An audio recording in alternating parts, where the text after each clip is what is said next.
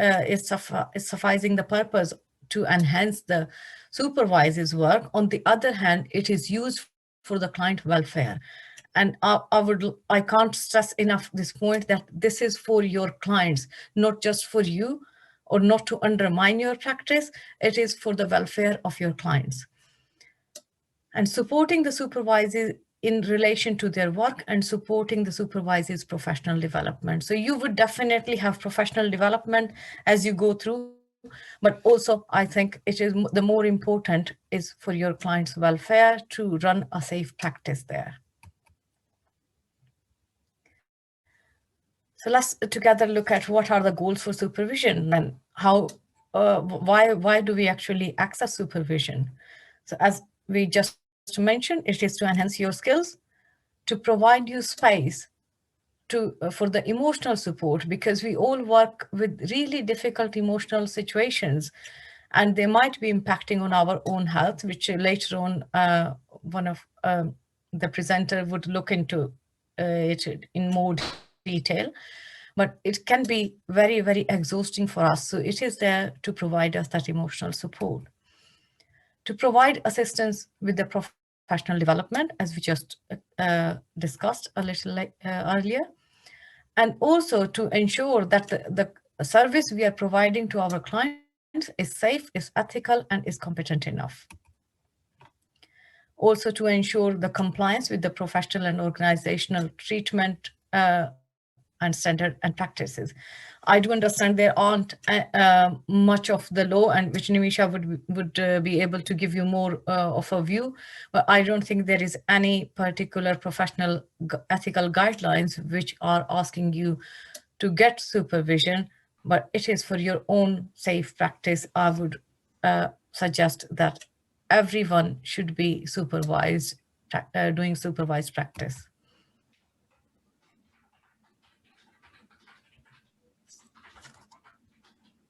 Okay, so how do we learn then?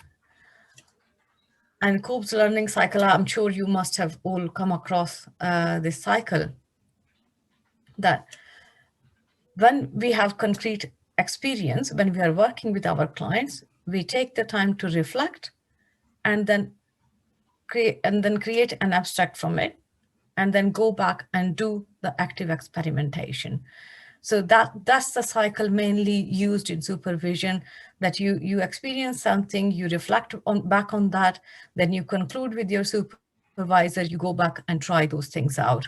And that would help you to gain better understanding of the issues you might be experiencing or finding it difficult to deal with. So keep that cycle in mind, that it keeps going on. That's why supervision never stops, because we never stop learning throughout our life. Every single client is going to bring very different experience to all of you.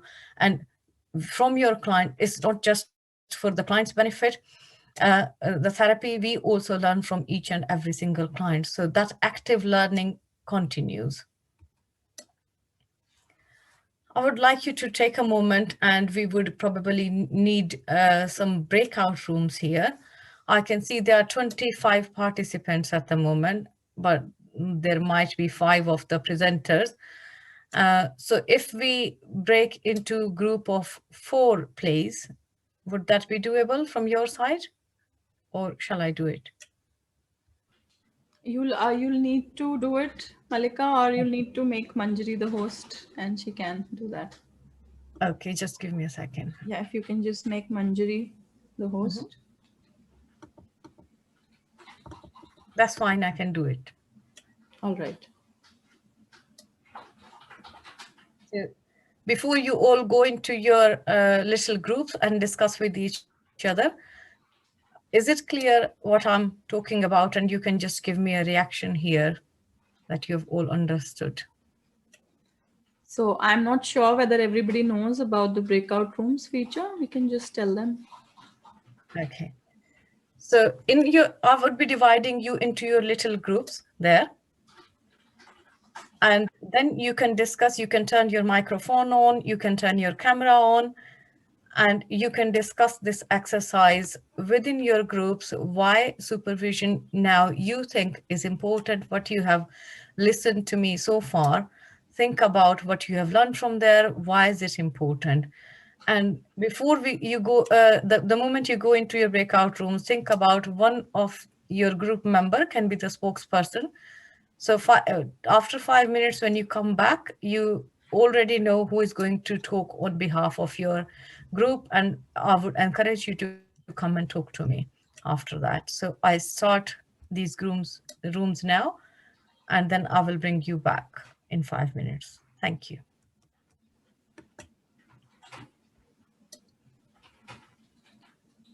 So you might have to click there to join. So do we join as well, Malika? You need to? Yes, you can if you want to. Okay.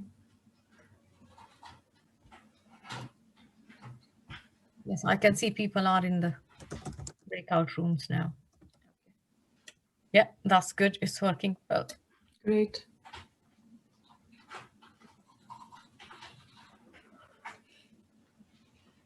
So I'm still here, been joined. Yes, I think some of the presenters have joined the rooms as well. Namita hasn't joined any room. Denise has joined, Cam has joined. Namita, are you joining the breakout room? I will bring Cam back. Yeah, Cam and Denise can be back. And Denise, I will bring them back to the main room. And Monsi is also gone. Namita is...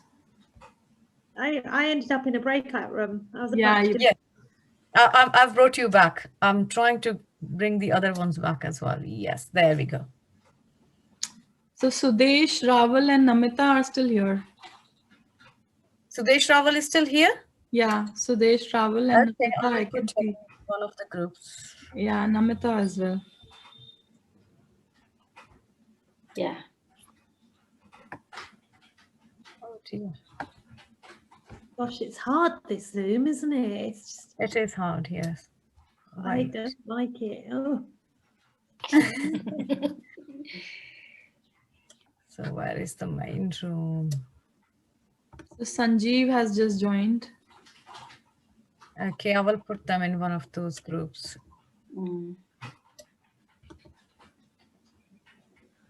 Good, Malika knows all about this, isn't it? That's nice. Sorry, my laptop got stuck. Completely stuck. So I had to leave and join back. So Sudesh and Sanjeev, I can still see Sanjeev and Sudesh. Yes, I'm trying to move them. Yeah. We can ask them for their experience also of this breakout room. Yes, definitely. So if they are comfortable, we can carry on with it. Otherwise, we can. So are we hosting our own slides now? What's that? Are we hosting our own slides? Do we need to become hosts of our own slides? No. No. I think if Malika is managing her own, I'm sure she can manage others. Otherwise, I can. Because I think that will take quite a time as well, switching. I've moved Sanjeev there. I still can't see Sudesh. In my I can Sudesh hasn't joined. I did put her in room 1, but she didn't join. Okay, maybe we need to message. Sudesh, you need to click to join. You must have received a message. Yeah. I can put. Yeah. Sanjeev is gone. Sudesh is there. Yes, and Sanjeev, I managed to move him. Okay. So maybe if I put. Oh, Sudesh is again. Yeah. I'll send her. Yeah. Yeah. Yes. Yeah, it's gone this time. Yeah. Now everybody is gone. Yeah. Good. So Malika, are you okay handling all this? Yeah, I'm okay. I'm so sorry. I don't know what happened. I think everybody came and my laptop got stuck with the screen and everything. So. That's okay. That's why I thought it's better to then get back. Yeah, and I could hear you and I couldn't do anything because even the unmute and video weren't working. Nothing was working. It happens all the time. Let's just stick to the slides now, isn't it? Rather than we changing the host, that will be quite confusing. Is that okay for you, Malika? Yeah, I will manage. Okay. Thank you. If you need the breakout rooms, just give me a shout. Mm. Yeah, I think only Cam does, maybe. Yeah. No, I don't need Natasha has been thrown out back there, so Yeah, admit her. admitted. Yeah. Is she participating or she's just there to No, support no, us? she is. She's a practitioner. She's a counseling psychologist. So she's come back here. Can I Yeah. send her back to any breakout room? You can. Yeah. In fact, Malika, down there's an option next to recording, join breakout room. So if they click on that, they can That directly they can go. join. Yeah. Of course they can. They can. Yeah. Yes. But only if they know that. So you can even Yeah. see all the rooms. Yes, I can see all the rooms. Yeah, even I can. Yeah.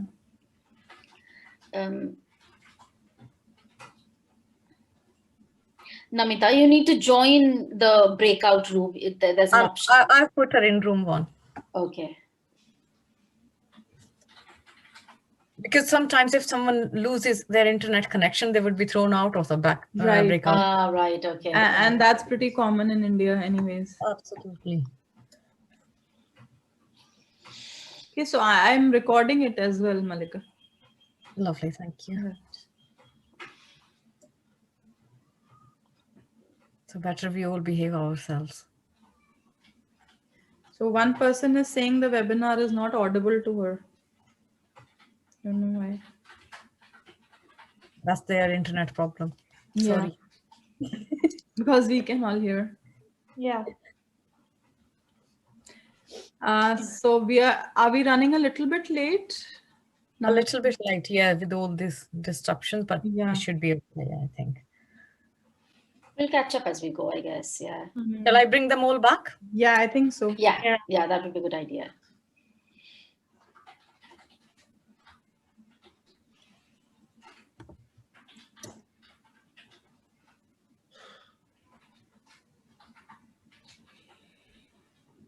So we can ask them to unmute and share.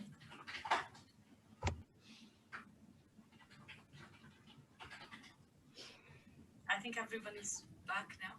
They are coming back, yes. Slowly.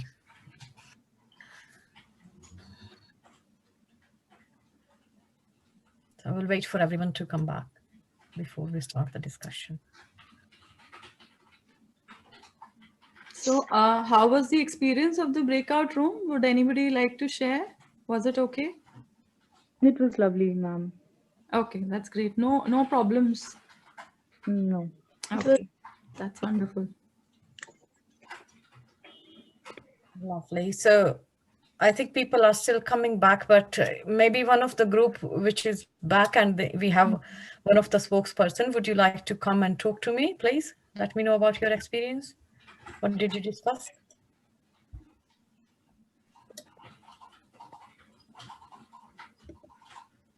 Hi, I would like to talk. Yes, please. Division. Is it Divisha? Yes, Divisha. So we did discuss why supervision is important, and there were 4 points that we could come up. The first one was that it's a lifelong learning experience. You do learn from it a lot, and the second point was that you get to see different perspectives. And the third was that it can help you in a complicated situation. We did discuss about the Tarasov case. So that, and there was another point that I'm missing. Lovely. That's Niyati, great. could Thank you Divisha. add to the question? Sorry. Okay, ma'am. No, it's okay. Is there anyone else from any other group who would like to add something to what Divisha has already said?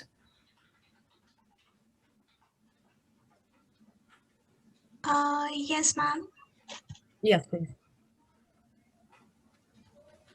Yeah, so we were discussing, and one of the speakers pointed out that whenever we're in a You're cutting off, Manjari. We can't hear you anymore. His network is bad. Anybody else would like to share? Anybody else who would like to quickly come up? Manjari is back. Manjari is back. sorry, the network is No, no, bad. that's okay. Yeah, I was saying, am I audible now? Yeah. I was saying, apart from a new perspective and experiences that supervisors lead us towards, Audi. One of the speakers pointed out how important it is to have a peer supervision. Definitely. Peer supervision, Great. because of all the emotions that are provoked inside us during this Definitely. process. Anyone else who would like to come and speak to me, please? Any other spokesperson who would like to add on to what we already have heard from Divisha and Manjari?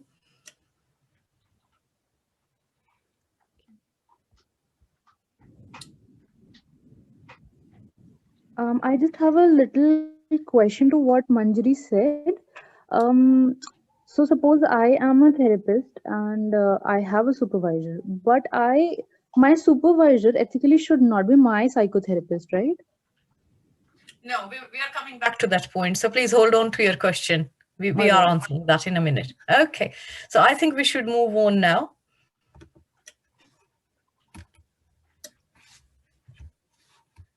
Okay, now my screen seems to be stuck. Okay. So what should be the structure of the supervision? And I'm pretty sure you guys must have already gained some knowledge of how does a CBT session look like. So that's why I thought it would be nice to put it back next to the CBT session.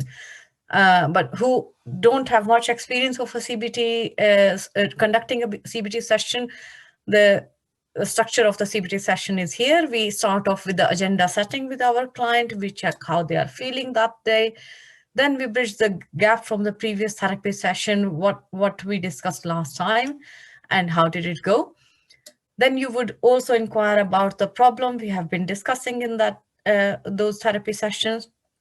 You would be reviewing the homework with your client, and then also prioritizing the discussion and thinking of the agenda items. What shall be discussed today?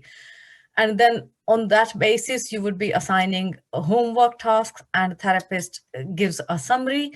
And then, of course, you get the feedback from the patient. So that's how a normal CBT session looks like. And there's not much of a difference in how a supervision session would look like. We always start off with the agenda setting.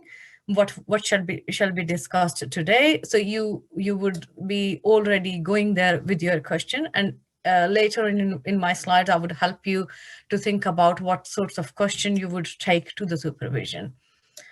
Then you, of course, check with your supervisee, or your supervisee would check with you. How are you feeling about your practice today? And then bridging any learning from the previous supervision session. What did you learn from it, and how did it go if you tried? Going back to that COPE cycle. Then also inquiring about the previous cases. Is everything going well? And then reviewing what were you trying to do in the last session? How did the homework go? Then you again prioritize your agenda items.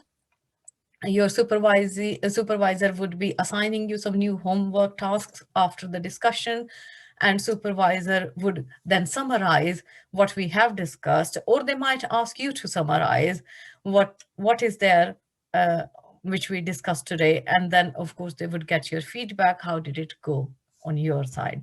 So it's not much different to the CBT session, and it is very, very structured way of dealing with the supervision. So it's not like you could just go into a supervision session and discuss anything and everything. It is very much beneficial if you stick to this type of structure within the supervision session. Then there are several methods of supervision. People prefer to go and discuss their case. You would be taking a quick summary of your client. You are going to discuss, and you just go there and tell the main points. What is your question? Where did you feel stuck? To your supervisor. The other way, which is very, very popular, and I would like to encourage all of you to please record your session. It is not just my favorite way, but it's very much into practice everywhere else in the world, to record your session and let your supervisor see the recording. Of course, you will be gaining consent from your client first, and they don't have to be visually recorded. The camera could be pointing out towards you only, but as long as your supervisor can hear what the way you are talking, and you can let the client know that this is for your own supervision. Your supervisor supervisor will keep it confidential. It's not going to go out anywhere, but this is for their benefit to get some supervision on the sessions you are doing. So after observing you doing the therapy can be really, really helpful for your supervisor and for yourself and for your client to go ahead with the supervision. Then live supervision, I think that used to exist in old days, probably when technology wasn't as great. About 20 years ago, when I did my clinical psychology training, we used to have live supervision. Our supervisor would sit in that room in a corner to watch us how we are doing, dealing with our clients, which can be very, very scary. But there are pros and cons, I suppose, to all different sorts of supervision methods. And all of them are very, very useful, but it's a thinking about how and which one is more flexible for you. So I was thinking of putting you in breakout rooms, but maybe it would be better if we discuss it here as a group. We are not as a big group at the moment, only 20 sort of people. So I would appreciate if anybody wants to put it in the chat box, or they want to come and talk to me about it. What do you think? What are the positives and negatives of each supervision method? Yeah, I would also request if everybody can put on their videos, at least whoever is able to. Yes, please. I would prefer to talk to people rather than machine. Yeah, it will facilitate the interaction. Yes, exactly. Yeah. So anybody who's been using any of these methods, or which one do you think would be the best? Hello. Hi. Hi, Arzu. Hi, Dr. Nimisha. How are you? Anji, good afternoon, everybody. I just wanted to share my experience. I am a teaching faculty for MPhil Clinical Psychology, and because obviously we are into supervising the trainees, so we usually follow the traditional way of live supervision, where we sit in the room. The advantage is, yes, you get a first-hand observation. You can even watch the verbal as well as non-verbal body language of the trainee. But the disadvantage is observer's effect. Sometimes, of course, all of us have better potential to deliver, but when we are under observation, all of us, I think, get a little anxious and nervous. And sometimes there is recording, I suppose. If you're recording, I could always feel as if my supervisor is here constantly in the room with me. Yeah. And like you very correctly pointed out, the problem is taking consent, because I'm in a government setup. So all that does not become feasible. But I wanted to understand, are there any guidelines that we can just take consent, and what is the scenario of, because usually, if a student records in his or her phone, then what is the guideline or recommendation for damaging that, and what is the security? I mean, those are all the issues which at least I am not aware of the management of those. Definitely, that's another issue, and I would like to get back to that one probably towards the end of the question in the questionnaire time, because this is a completely, another scenario we can open up, talk about the confidentiality. But that's a very, very good question, Arzu. Thank you. Is there anyone else who would come and like to talk to me? Or do I look too scary? Nobody wants to talk. Ma'am, I've written my concerns in the chat. Even I feel that majority of people do not allow you to record their sessions for supervision. That's a confidentiality clause that they don't feel comfortable with. Okay. We will definitely going to address this issue. Thank you, Rati. I think, yeah, Namita. Yeah, I think the second, right, where you can just do a live recording and have that session, supervised, because the first, while of course, I think traditionally in whatever limited capacity, we've ever had a chance to do supervision with our colleagues, it's done basically on the basis of case discussion. And of course, a lot of the nuances would get missed out, right? Because we are talking about that session after it is done. And of course, Exactly. our own biases would also come in between. Definitely, definitely. Right. Very, very good point, Namita. Thank you for that. Anyone else?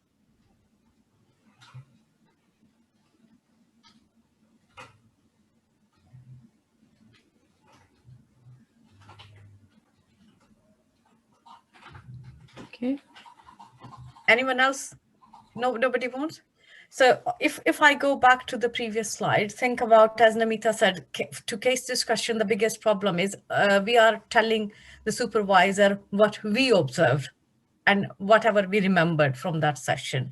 So that is one of the biggest limitation of the case discussion. Whereas if you don't get the consent from your client, case discussions are a really good source of using things in or discussing things in supervision. With the recorded session, of course, they are really good because your supervisor can see everything without being there, and they can help you to develop different kind of strategies. And recording, again, it can be audio recording, it can be visual recording. Even if you are working online, you are still able to record yourself on Teams and every other, I think, even on Zoom, you can record yourself.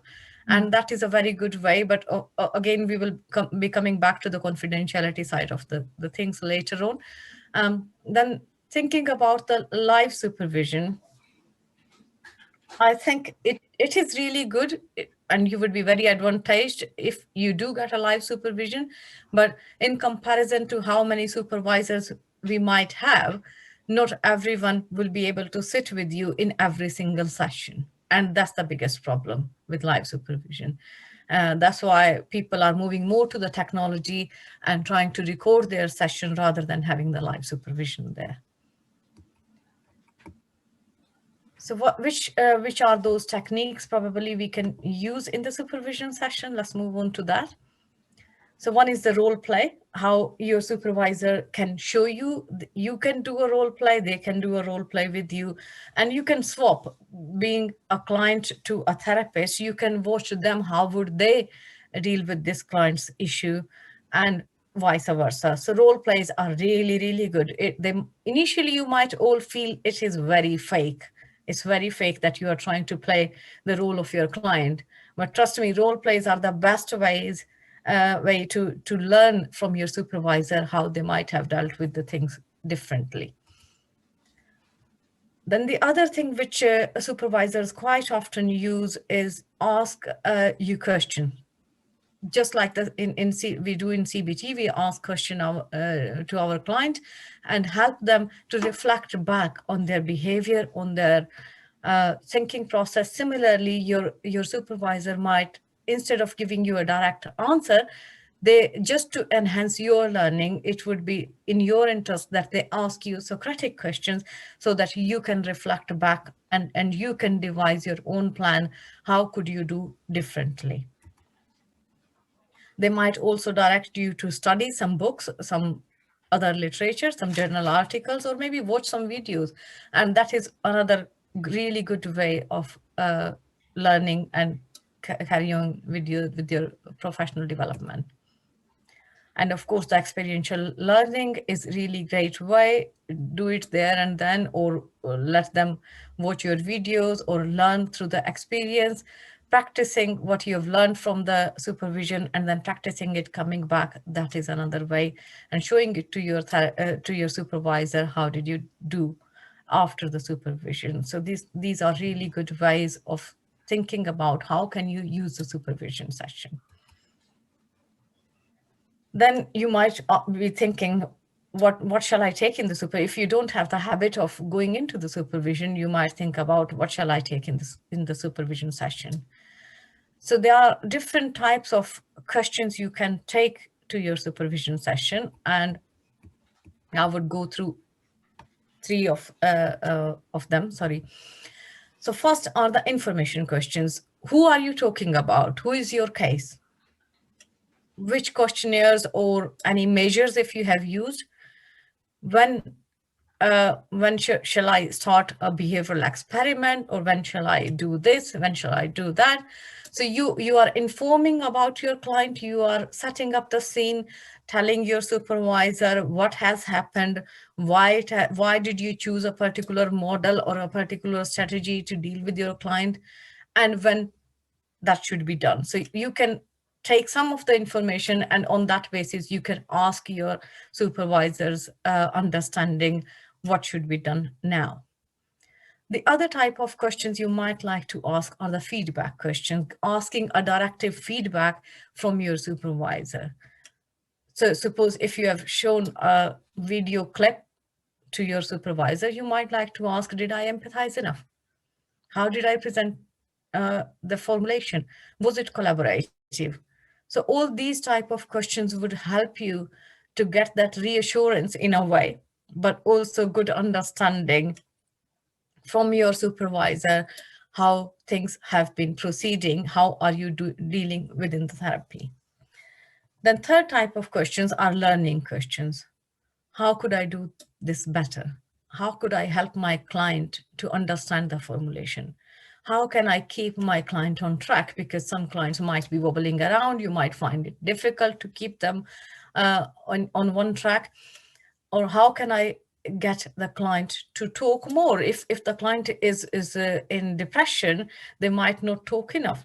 So think about these three types of questions: information, feedback questions, and learning questions. You would find them helpful to take them to your supervisor and get your better understanding. Then preparing for the supervision session, I would always recommend that you have some long-term goals, some short-term goals. Think about what do you want to gain from the supervision? Do you want to pick on a particular skill? Maybe how do I present the formulation? Or maybe you want to strengthen your therapeutic skills.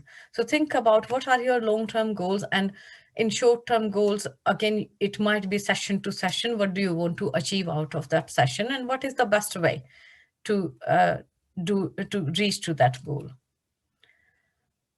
Also, another way of best using the supervision session, as I said, make recordings a habit, whether you will later on take it to the supervision or not. But if you start recording your each and every session, or maybe very often, and I know once you get qualified, people lose that habit. And all of us, even we are from BABCP accredited, you would all agree that we do get into that trap that we start recording less.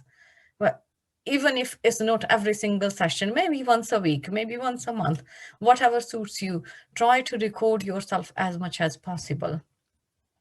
Prepare a supervision question, already think in advance what I will be discussing and what do I want to get out of this. Keep it precise.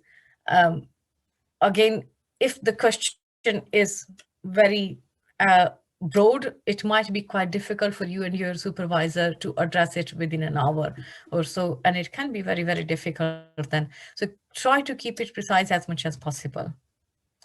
Also, already think in advance which method or the technique would best suit me. Do you prefer that your supervisor show you through a role play? Or do you prefer that they watch your recording and give the direct feedback on that? So think about those methods and techniques and let your supervisor know. Can reduce a lot of time wastage, and you can best use your supervision session if you are already thinking about those things. Another way of looking at the supervision, always listen to your own recordings. No one else can be the better supervisor than you yourself are. We all have that inner critique in ourselves, and you might pick up some habits or certain things you don't like about yourself. Maybe you are using too much of your gestures, or maybe you are saying certain phrases every now and then which you would like to change. I quite often felt that I was getting very much into mode. And every now and then I was saying, and I really hated that. Then I tried to change it myself. So listen to your own recordings can be very, very helpful later on after the session.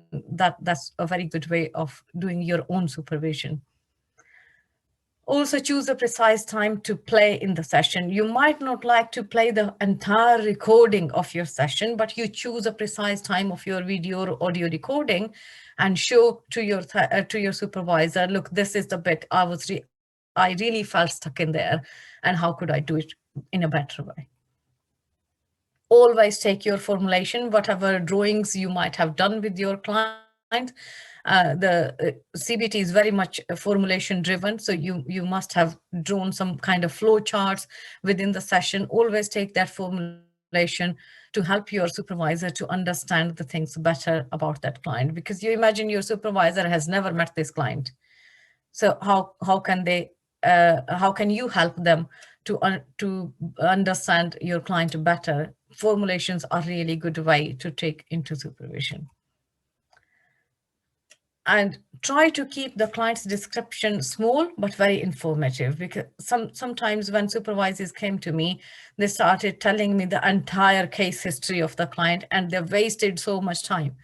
And your supervisor doesn't need to know that. Only try to pick up those points which are informative and small description, which would be important for your supervisor to know. They don't need to know the entire client's history, what has happened. For example, if I say I'm taking a client to supervisor, I would say 32-year-old male coming from Asian background, working in corporate sector, living with his extended family. That's good enough, rather than giving the entire story of the client, that he might have lost a job or he had a bereavement. And these points you might pick up, but if they are not relevant to your sessions, please do not bring them to the supervision session. They are just going to waste your time. Again, keeping the discussion on the track, quite often my supervisors would wobble around. From the case, they can go into their self well-being. Then from there, they can get back to another topic, then this topic, then that topic, from therapeutic to the coming back to the very assessment skills. So think about what do you want to gain out of that session, and try not to waffle around here and there, wasting your time, because supervision time is very, very precious. So think about how can you make it better and make the most out of it. Keep it smart, just like the CBT goals. We all are probably already aware of these, that keeping the goals of supervision as well as the CBT sessions smart, be specific, be measurable. How would you measure that you have attained, got a skill? How is it relevant? Is it relevant or not? And also with supervision, thinking about in this much time, I want to gain this skill. So that would definitely help you to make the most out of your supervision sessions. Here I've got a vignette for all of you. So think about, you have a client who tells you a lot of problems in every session, and it becomes really hard for you to interrupt or say anything. You feel like therapy is not heading in the right direction, and the client is not improving at all. You feel very frustrated with that client and unable to find an answer. You decide to take this case for the supervision. You are presenting the client to your supervisor. So you might like to think in your small groups, what is the supervision question here? Which method would you prefer? And which technique would be more helpful for you? So I'm again going to put you in small groups, and please decide the spokesperson. I would like to encourage that every group's spokesperson, please come up on the screen and talk to me, please. Even if you might not like to turn your video on, but it would be better if you do come and talk to me. That's more important. So I'm setting up these breakout rooms.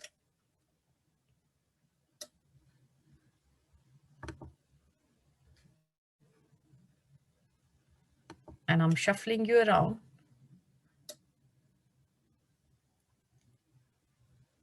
Okay, and presenters, please, if you do get a message that you have been put in a breakout room, try not to choose that. Otherwise, I will bring you back to the main room. Thank you.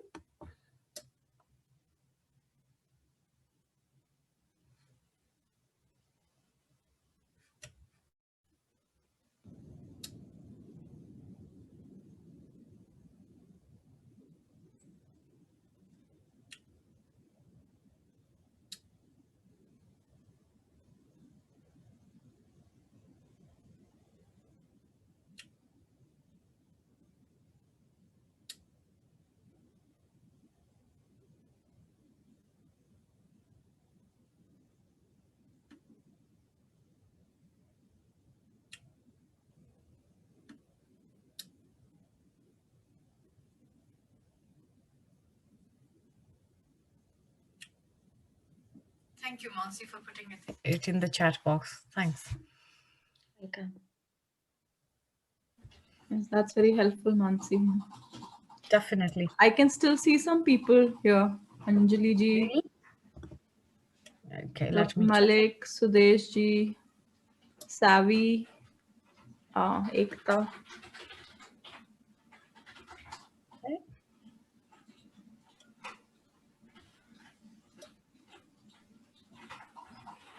They're probably not just joining. I'm trying to put them. Yeah. I'll just put it in the chat.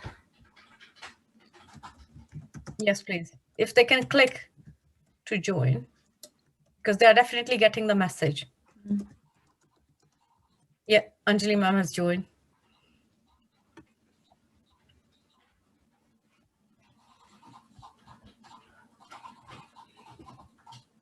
Sanjeev, Savi, and Ekta. Sudesh, I can still see.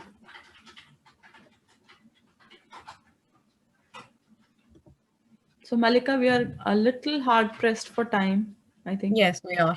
Yeah. I will bring them back very soon. Yeah.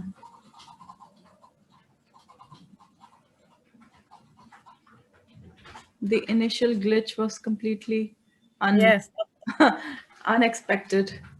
it was. That's why I tried to cut down one of the activities. I said that's too much. Yeah. That's the thing with technology, Nimisha, isn't it? You can't predict it's that minute when it just absolutely. Yeah.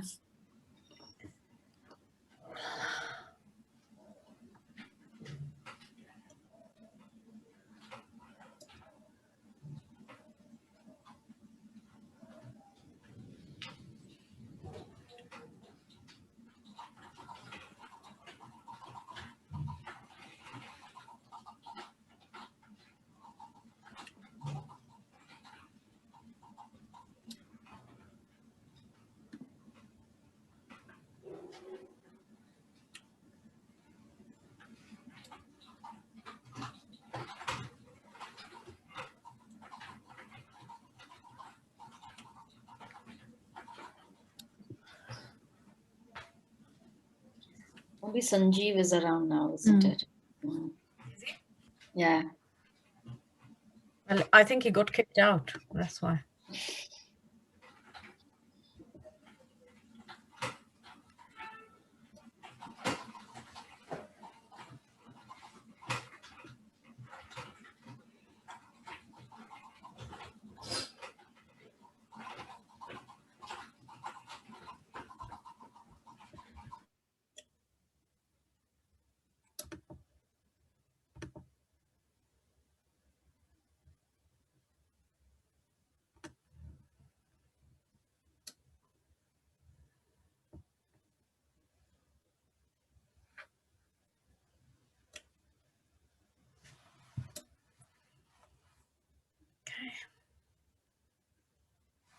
Maybe if we put in the chat, Nimisha or Mansi, if you can put that.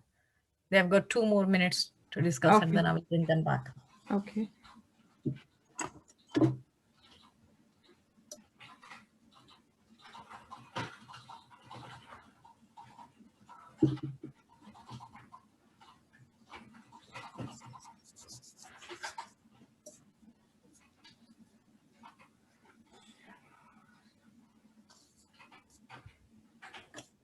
So we have other vignettes as well? Malika? Yeah. No, that's my last one, I think. Okay. How long have we got left? For them to just practice producing a supervision question. Yeah. It's been an hour since we went on, so I think another hour to go. Okay. It's fine even if we go 5-10 minutes. Yeah. Beyond that, it's fine.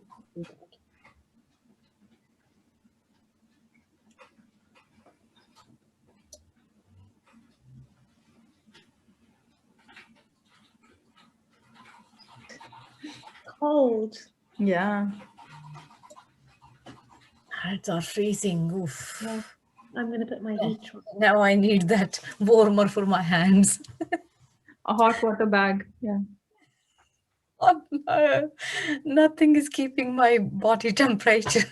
The hot water bag is pretty useful for feet and hands. Yeah. Oh, la, la.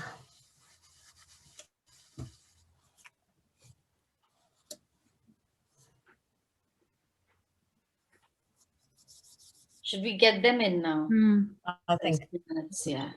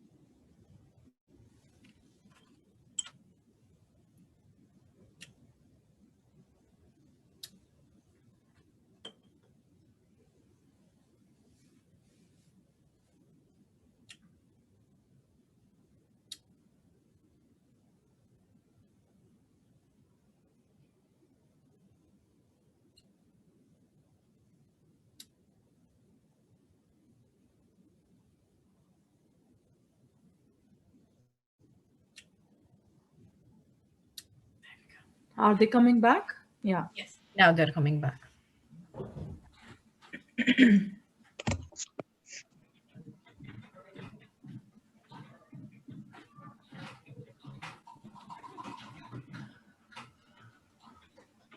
Okay, so I would start with room 4. If the room 4 spokesperson would like to come and talk to me, please let me know. What did they discuss here? Room 4, please.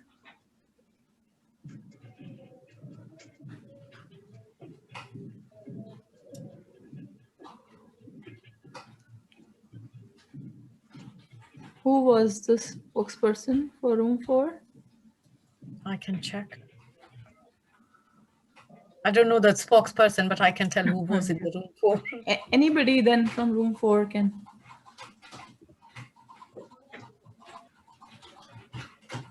The room 4 was Anjali Rawat, Kirsty, Aditi Kaushik. Anjali, would you like to come and talk to us? I don't know who was your spokesperson. Christy was the spokesperson, Aditi's thing. Okay. So, Kirsty, would you like to come and talk to us, please?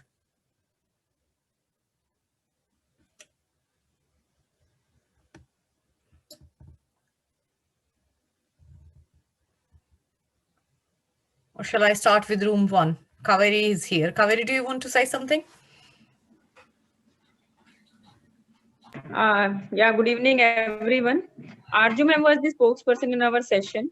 So Yes, Arju ma'am, if you would like to, yes. Yes, sure. Okay. So we discussed these 3 questions. What is the supervision question? Question, of course, it will be informative, and the problem we are trying to seek here in supervision is that I don't know what to do with the case and how to proceed, or also to cross check what I am delivering, is it right or no? So I may require some intervention and input from the supervisor, from supervision there. Then Okay. which method would you prefer? Preferably case discussion, where the entire case can be discussed and I can also discuss, this is how I have been proceeding and progressing, but I am not getting the desired outcome in the therapy. So then maybe, my peer or my colleague supervision discussion can point out what I missed or what I have been doing and can throw light on that. And technique, if needed, maybe in future it can be a role play, or even if at times required, I may take consent of the patient and allow my peer supervisor to join me during the session. But that is at the discretion of the patient's consent. Of course, of course. Thank you very much, Arzu. Really, really good points here. From room 2, would anyone like to come and talk to us? Who is the spokesperson for the room 2? It was Dr. Anjali Malik, Manjari, Namita, and Rati Khurana. Ma'am, here I am the spokesperson. This is Rati. Hi. Can I see you, please? I am in a mask if you want to see me like this. That's fine. Can you see me? Yes. Right. Actually, I just came for a doctor's appointment. That's why. That's fine. So I'm just, yeah. Ma'am, I think the supervision question here would be that, I am not able to lead it forward because the therapy is not being led forward because of the negative talking of the client. So I feel that the question that I would take to my supervisor is that you need to guide me towards how I can take this forward first. How can I direct my client towards a more positive side? That's that. And which method I would prefer here is, ma'am, I think I would prefer role play again here. Why? Because why we chose this role play is because, you know, if the patient is if the client is so negative, and if the client is not letting me initiate any talking, so of course, you know, that client will not even be okay with me recording the session. And if I'm not able to put any point forward, so I don't think that I will be able even be able to ask if I can record the session. And I'm sure live session will also be very live supervision will be also very uncomfortable. So I would choose role play, or probably case supervision. Maybe I can write down the case, and then I can give it to my supervisor. Thank you. Which That's really right, good ma'am. point. Yeah, sorry. I would just interrupt you here because I think I might not have made it very clear what is method and what is technique. So method is the way how would you take the case to the supervision, and technique is what your supervisor you would like to use to help you. So method can be a case discussion or a recording or the live supervision, whereas technique is the role play you're talking about. Right, ma'am. That's what I meant. Yes, ma'am. Lovely. Thank you. Rafi. Thank you. Anybody from room 3 would like to come and talk?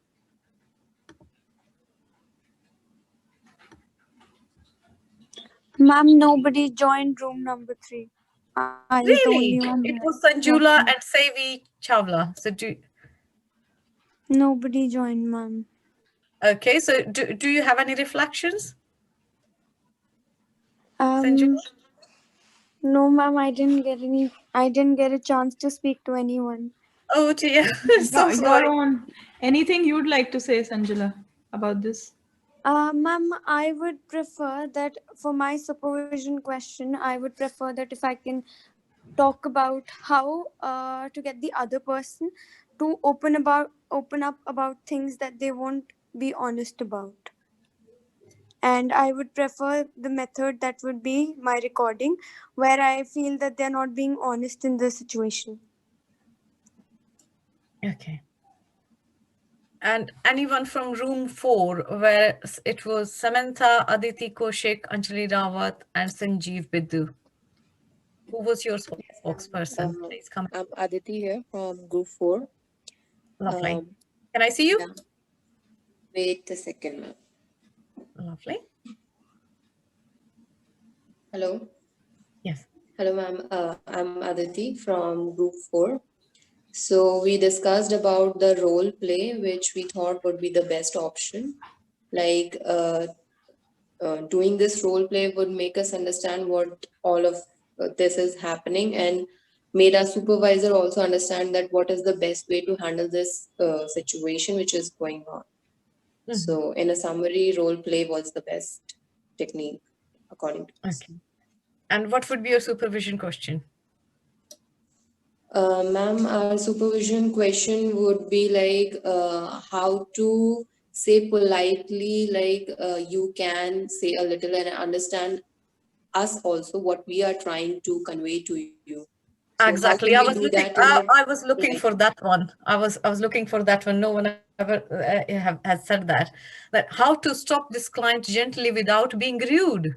Yes, ma'am. And that can be a very precise question here. Yes, without thinking about the final outcome of the therapy or thinking about how can I help the client. The first question is the client is talking too much in the session and the therapist is not even getting a chance to interrupt. So that's a very precise question. Well done for your question. Thank you.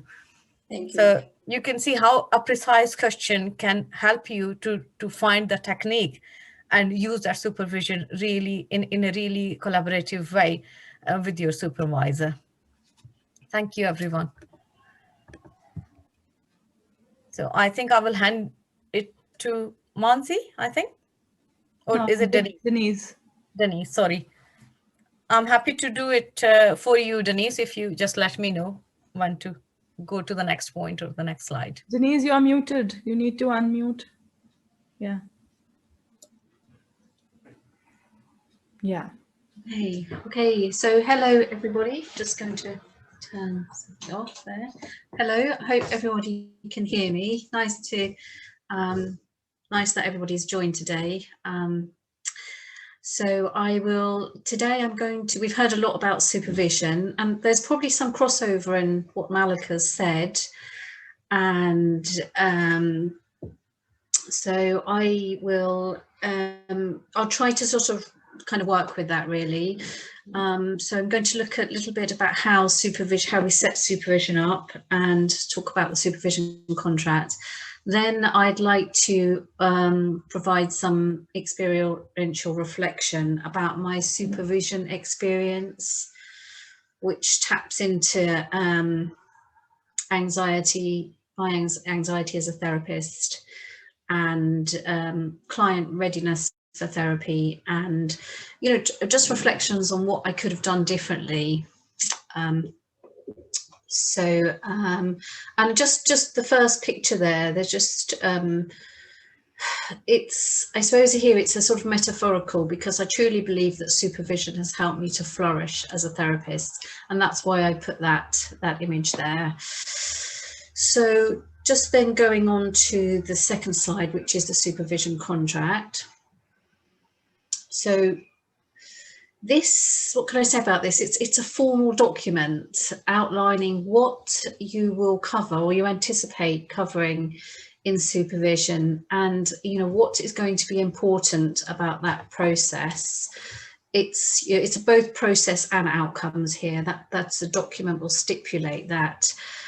You might like to think of it as setting up a kind of business contract. Sometimes that's how I think of it.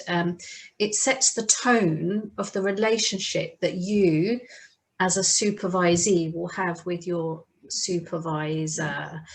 And it puts down, it sort of documents the specific expectations as a supervisee and a supervisor. And unlike a business contract, it very much it sets a learning framework. A learning framework is stipulated. So I think that's thinking about the supervision contract in a very large way. So let's just maybe start with the well, actually, before I start with the practicalities, the quote there from Townend, I think that's really demonstrating the importance of the supervision contract or the supervision agreement, because it's something that we can refer to when things don't go as well as we'd hoped to, or we might have a slight breakdown in the relationship with our supervisor. So it can be really helpful to us. It can be protective for us as a supervisee.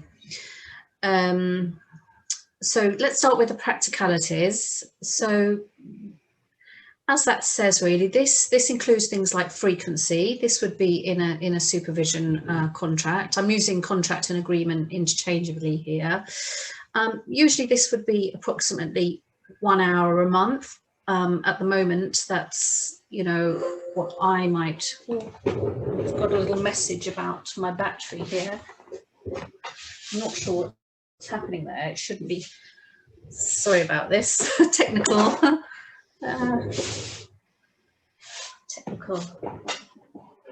Sorry, I'm having a little technical problem. My battery should be okay. Let me just. It's okay. Hopefully that's saved. Yes. Are you all with me? Yes. Yes, great. Thank you. So it's like, yeah, my batteries are obviously playing up these days. So just take this off. Getting a message.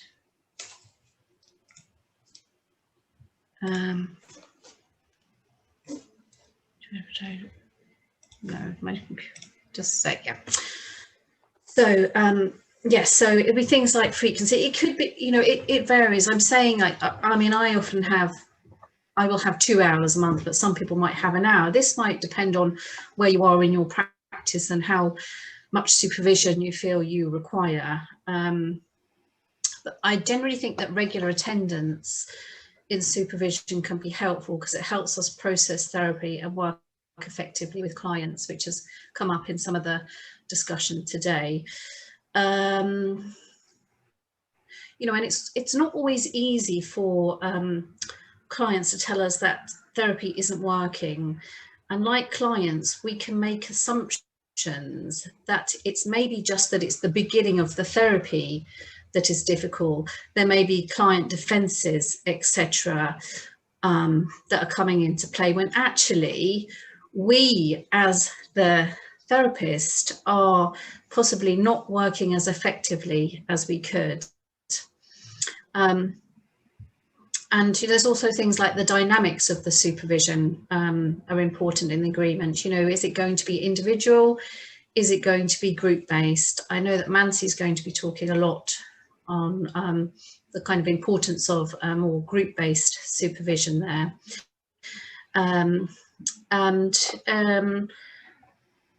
it, you know, just it's helpful just from a point, you know, it's helpful to learn from peer reflection and experience alongside personal supervision. That's been my experience. Also, in the practicalities, who is going to be responsible for the accommodation? And if we're Zooming, who is hosting? They might seem like simple things, but if those kind of things aren't agreed, sometimes we don't know who.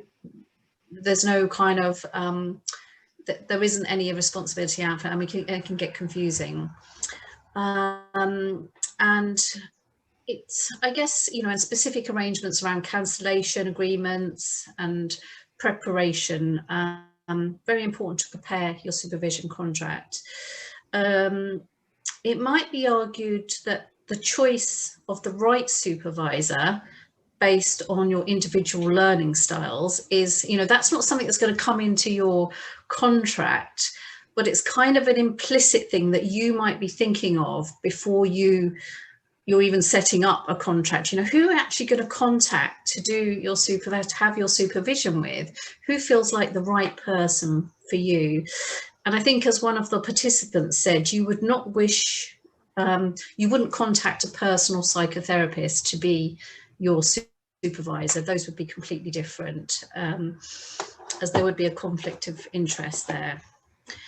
Of course, you might spend a whole session talking about this agreement with your supervisor, going through the fine details of it and all that's in there. So just going on to the ethics, this ethics section now, safety, ethics and confidentiality.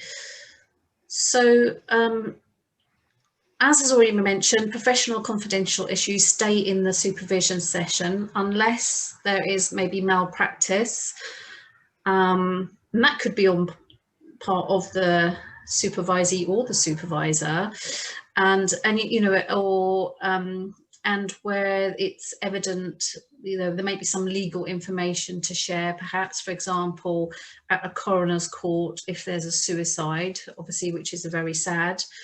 Sometimes then that confidentiality would be, there would be certain things that would be required in that situation. Generally, there would be anonymization is extremely important for anything that we're bringing to the supervision session. So we would be seeking, we wouldn't be having any identifying information on recordings. They would be coded, and consent would be absolutely essential if you're going to share those.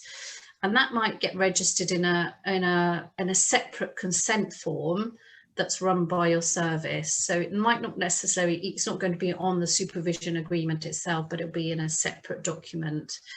And that's if you're working for a service. If you're working privately, that would be a different matter.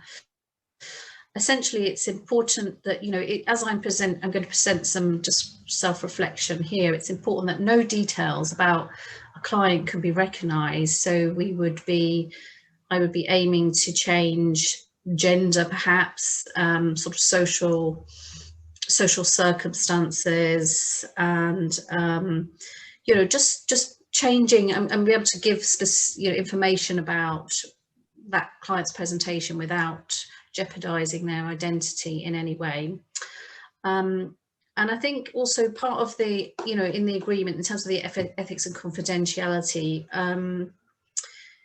it's important to adhere to anti-discriminatory practice set out by NHS, in particular the UK, or other professional bodies, which for me, that essentially means that supervision is fair and it's emotionally intelligent, and no one feels marginalized or oppressed in any way. And also that people actually do take time to engage in supervision. I think Malika said something about that, about the governing bodies there, or professional bodies, BABCP. So let's just move on to sort of aims and expectations of supervision. I think there's another slide for this, Malika. So so contents of supervision, so an example here. So there are several facets to what you could have in a supervision agreement. So I should have put content of a supervision agreement here there. And these are practices to be aware of, and that can be referred to in the supervision contract. Obviously there's some crossover here, as I realised with Malika's presentation, with, you know, there's the kind of issues of matter and technique that, you know, are forming part of this content of supervision detail, and you know, and some of the things that participants have raised are in here. So maybe I'll just pull out a few. So as a CBT practitioner, the agreement would, or we can stay on the previous slide, Malika. So as a CBT practitioner, the agreement would refer to agenda setting. So we're mirroring how we might set up a therapy session in the supervision agreement.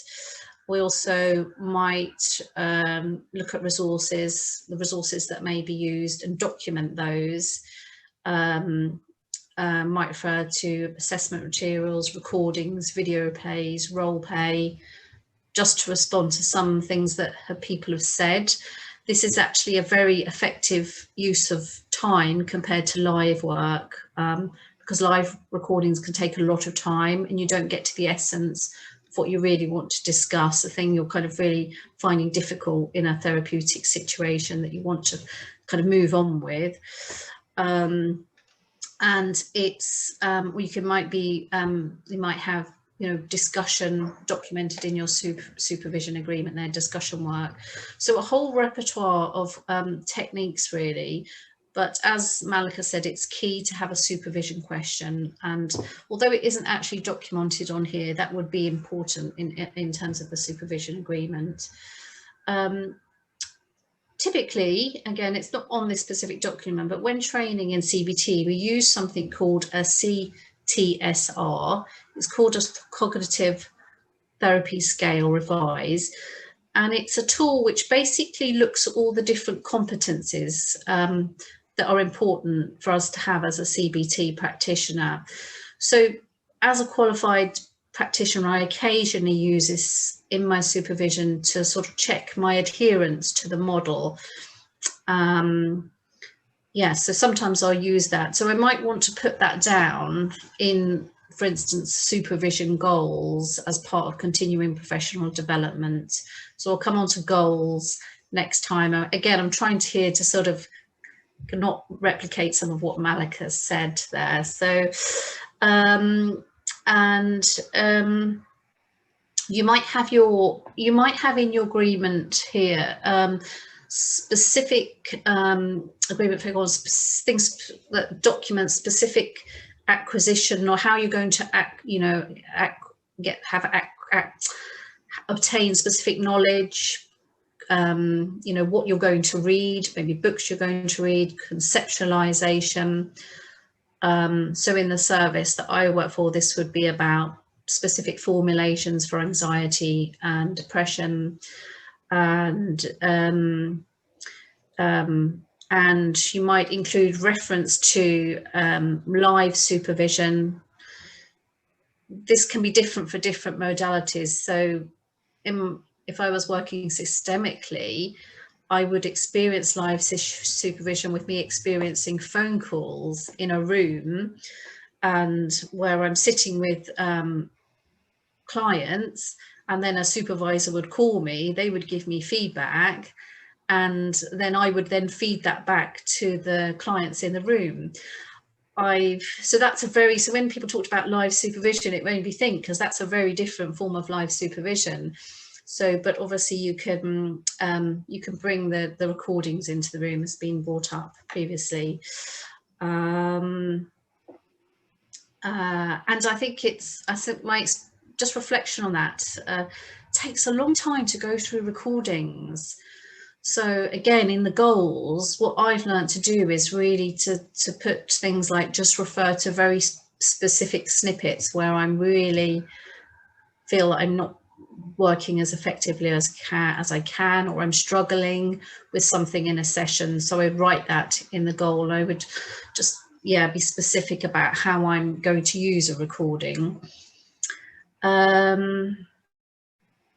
Okay, so essentially we can have this content on a supervision agreement or contract, yet one aspect of the supervision which is implicit in the supervision agreement is the development of reflective skills, which is being open and curious when presenting cases, developing this kind of third eye perspective, standing back, exploring all possibilities and all phenomena.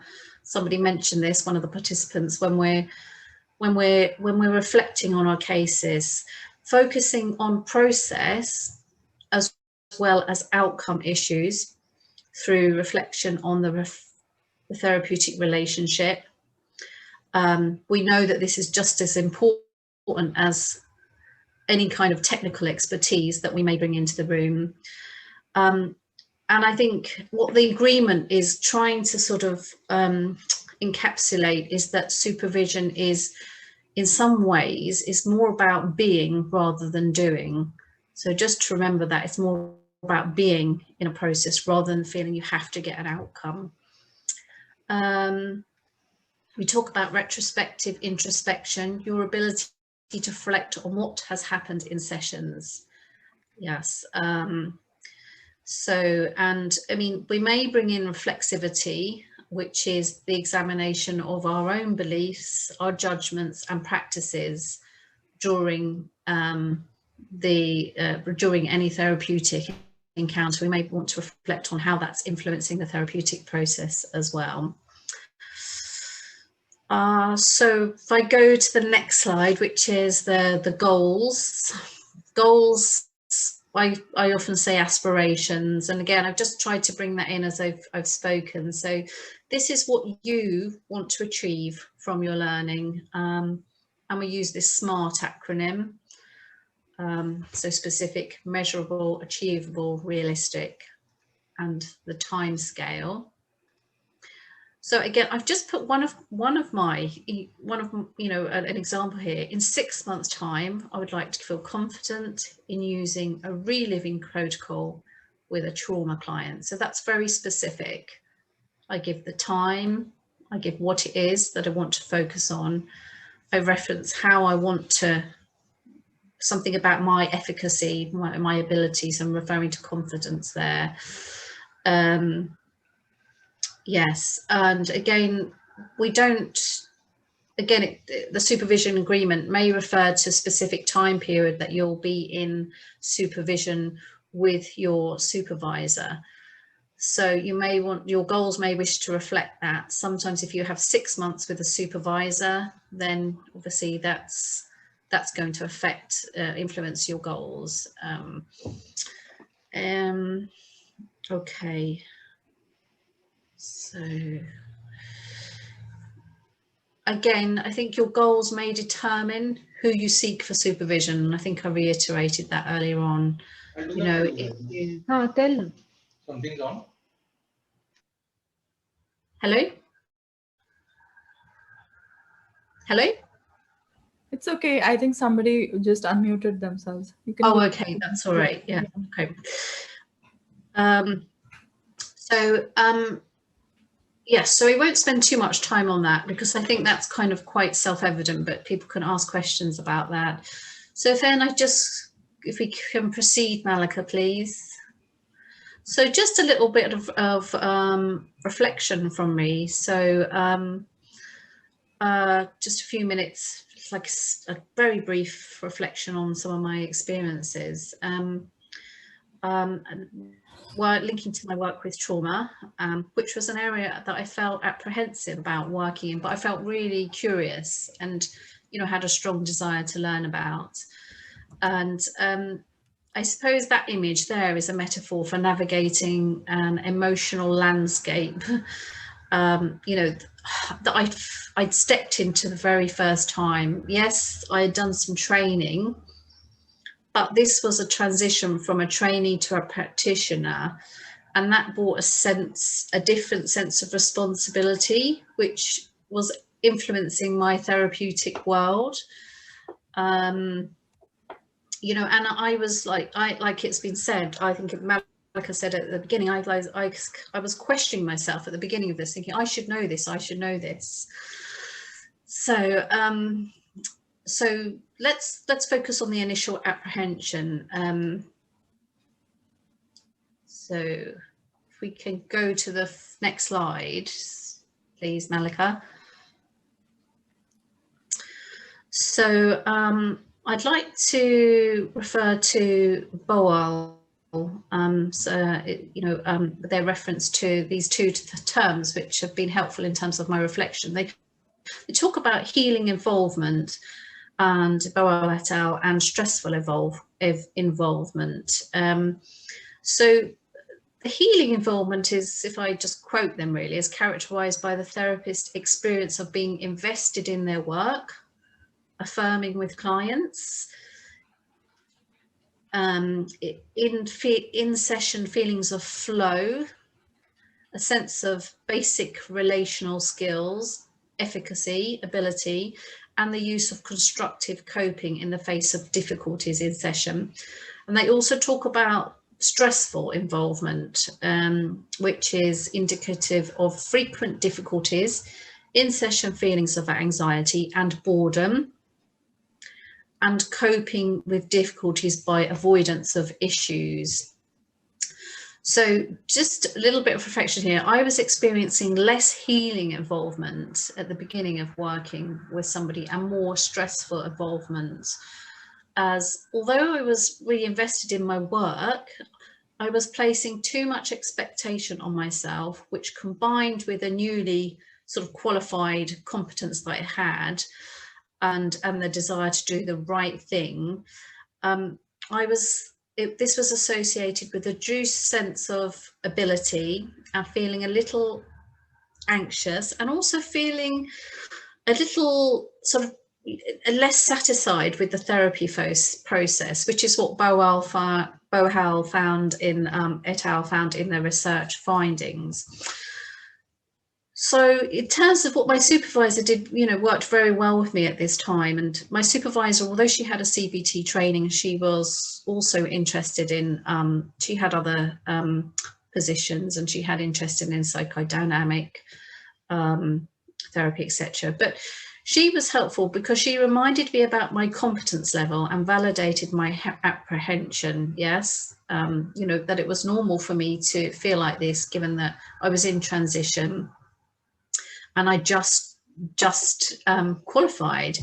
She also encouraged my practice and believed in me as a newly qualified trainee, encouraging me to reflect on my personal doubt, you know, and why I had that, given I'd worked with previous particular abuse cases. This was an abuse case before, and, you know, interesting, that seemed to sort of disappear from my mind. And I suspect that that's a little bit of anxiety, that's what anxiety does to us. It actually helps us forget our skills sometimes. And importantly, she educated me about grounding before and after therapy sessions, to protect and maintain well-being in this emotional work that we're all engaged in. Essentially using skills that we teach clients, like breathing, etc. And, you know, over the course of time, I've always practiced and studied yoga, but I've been studying that more intensively and bringing more yoga therapeutic methods into my between practice with clients. So I use that a lot when I'm grounding. So a lot of breath work, pranayama. So if we can go to the next slide, Malika, please.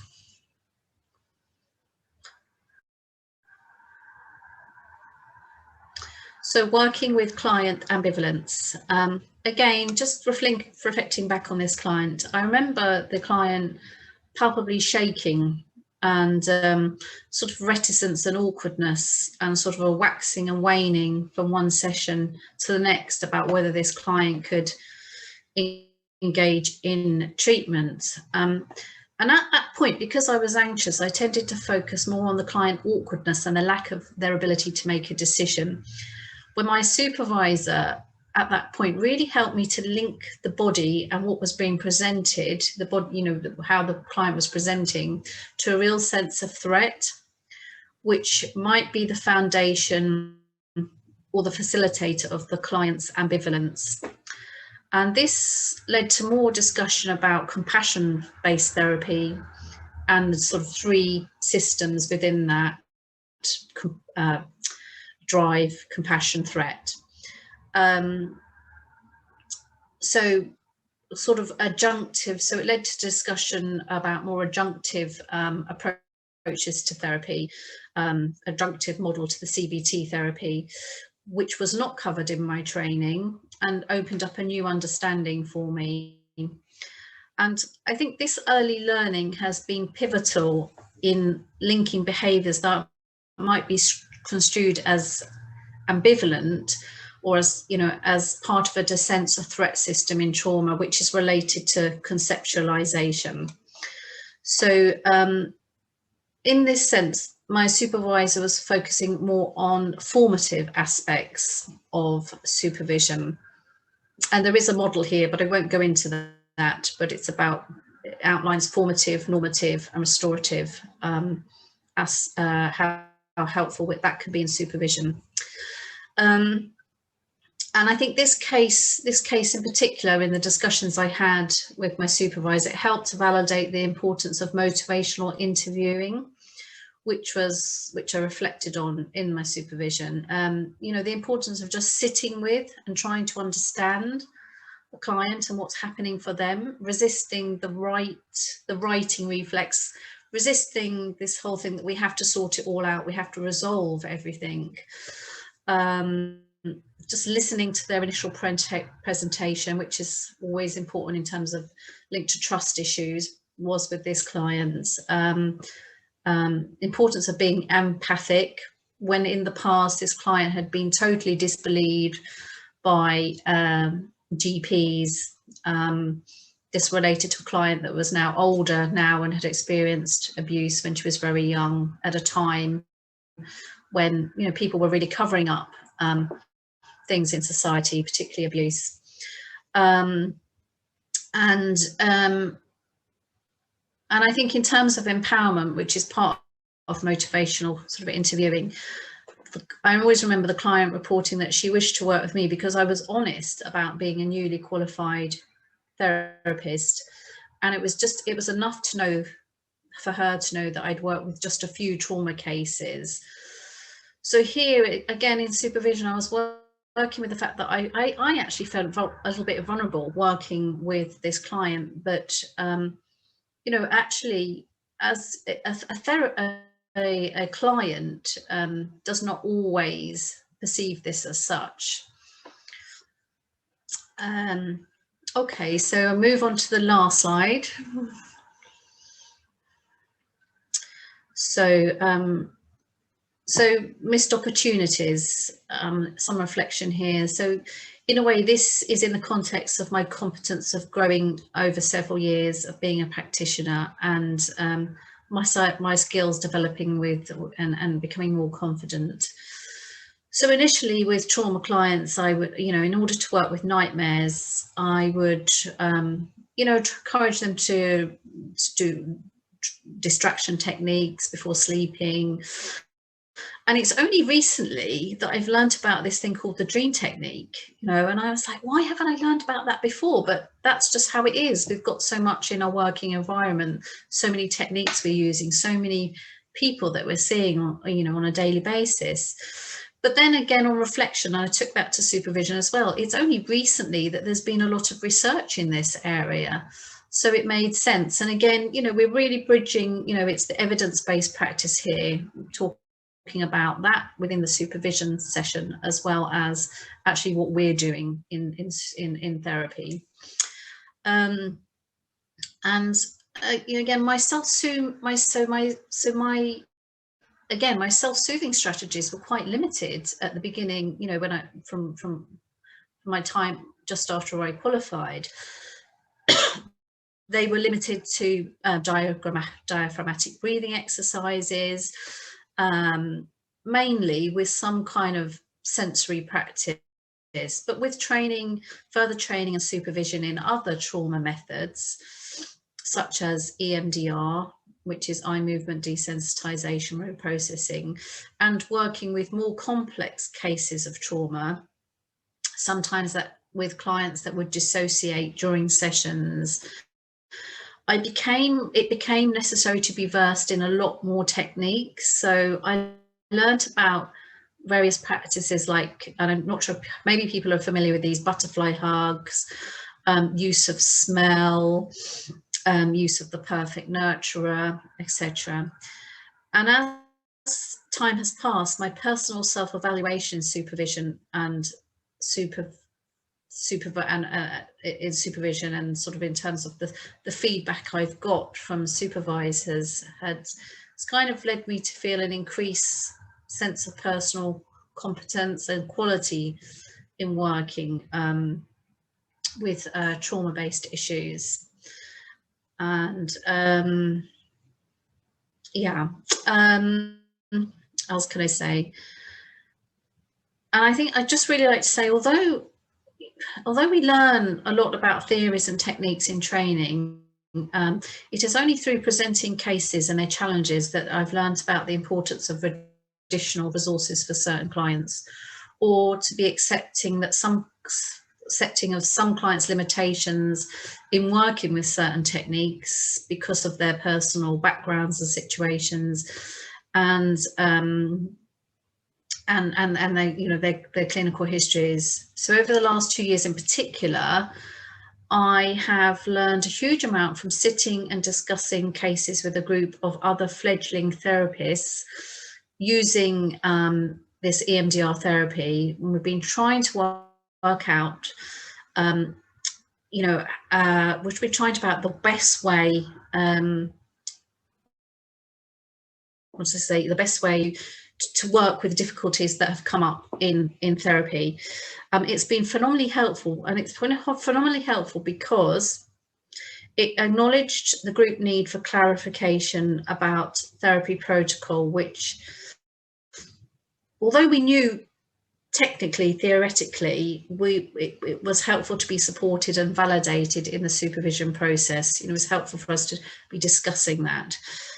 It was really helpful to hear about other cases where people felt stuck and didn't feel that they were perhaps doing the best job they could be, you know, where cases were very problematic.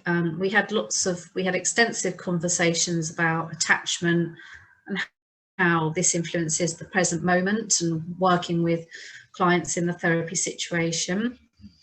We had lots of discussions about the uncertainty of therapy and how this makes us feel as therapists. And, you know, I also felt just listening and hearing about others' cases was really helpful, because I could really generalize that to some of the cases that I was working with. And importantly, the supervision there was really, it helped me know that, you know, I was doing the best work that I could do with the clients that I was seeing. Even though I was learning, and I was perhaps getting things wrong initially, or etc. I was learning, how to work most effectively with clients, and also it was, I suppose, positive. Just to end, it was really good to see my peers grow and develop and become more competent over time, and that's a joy. So in summary, supervision has been critical to my development as a practitioner, and I thank all the different supervisors that I've seen throughout this process, and I hope you've been able to pick out a few helpful things from this presentation today. Thank you.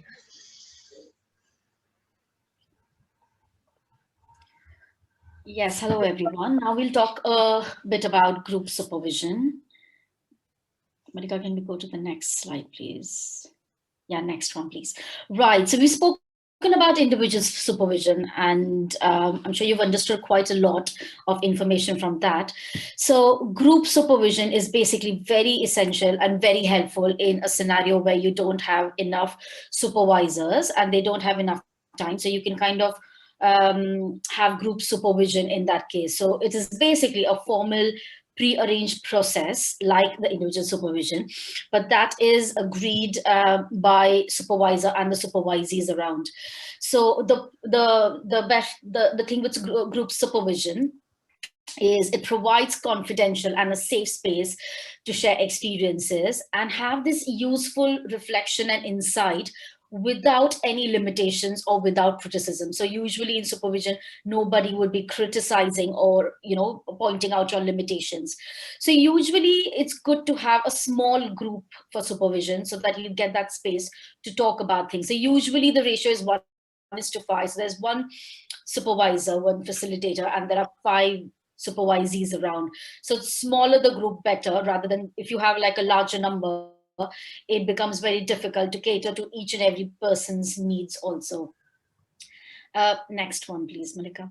Right, so what are the goals of group supervision? So it enables members to reflect on their work and is focused on achieving better outcomes. So it kind of helps you to reflect on that.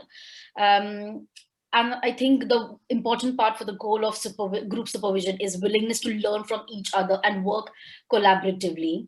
Have clear roles and share a sense of purpose. So what is your purpose in that group? What is each person's role? Somebody could be taking the minutes, somebody could be, a timekeeper to talk about their cases.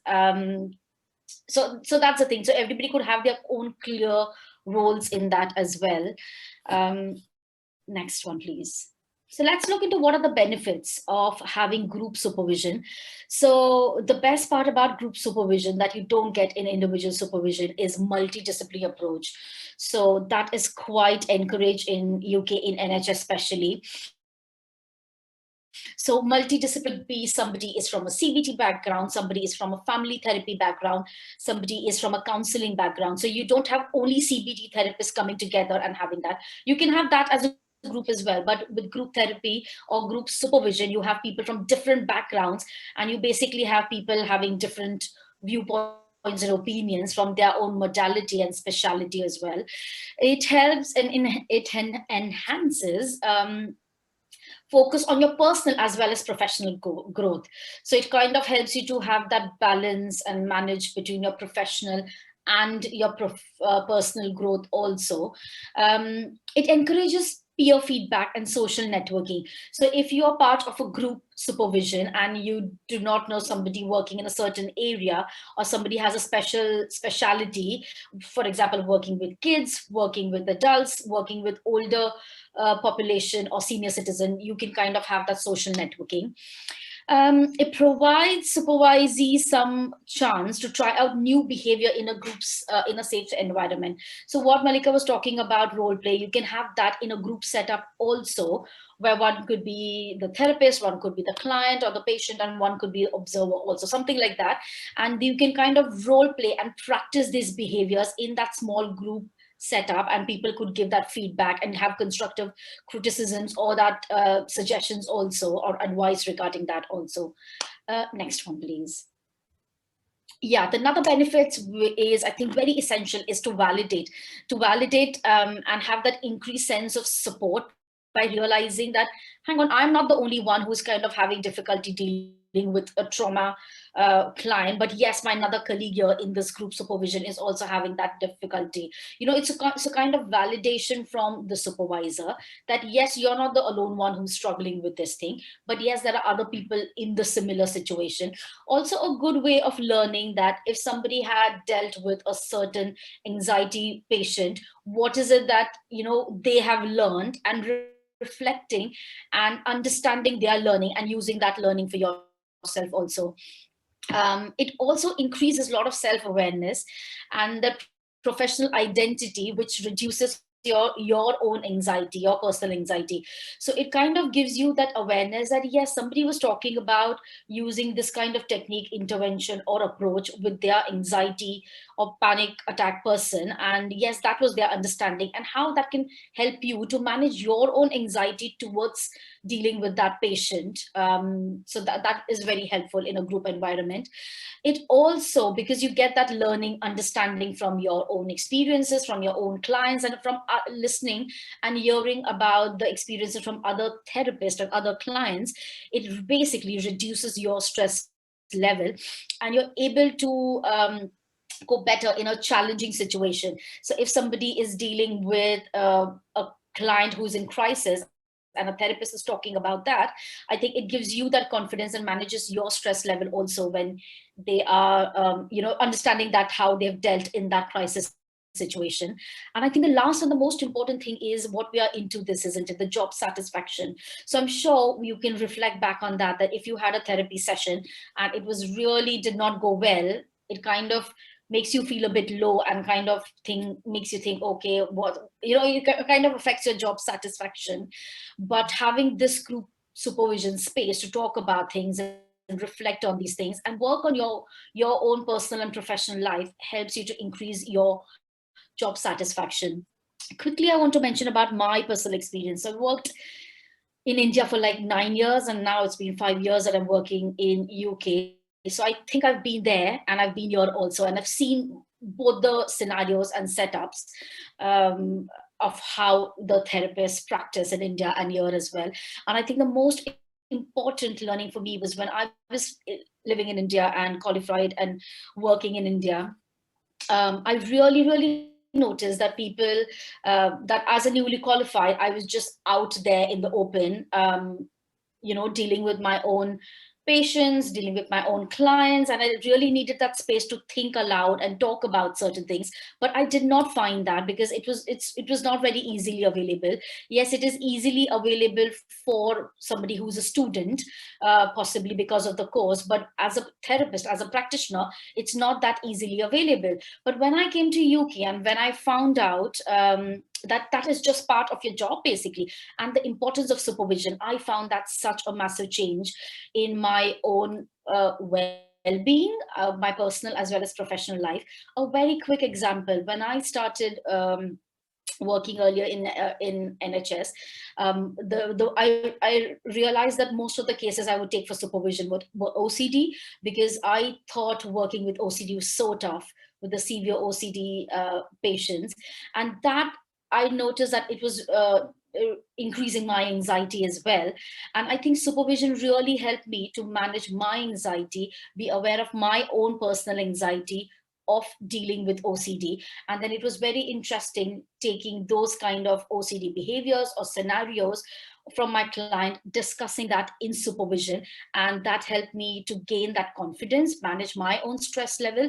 And I could see that change and shift where I was so anxious about dealing with an OCD person or their behaviors, and how eventually and gradually I was able to kind of get that own confidence and deal with them, know the right techniques and intervention just because of supervision and getting that support from my supervisor.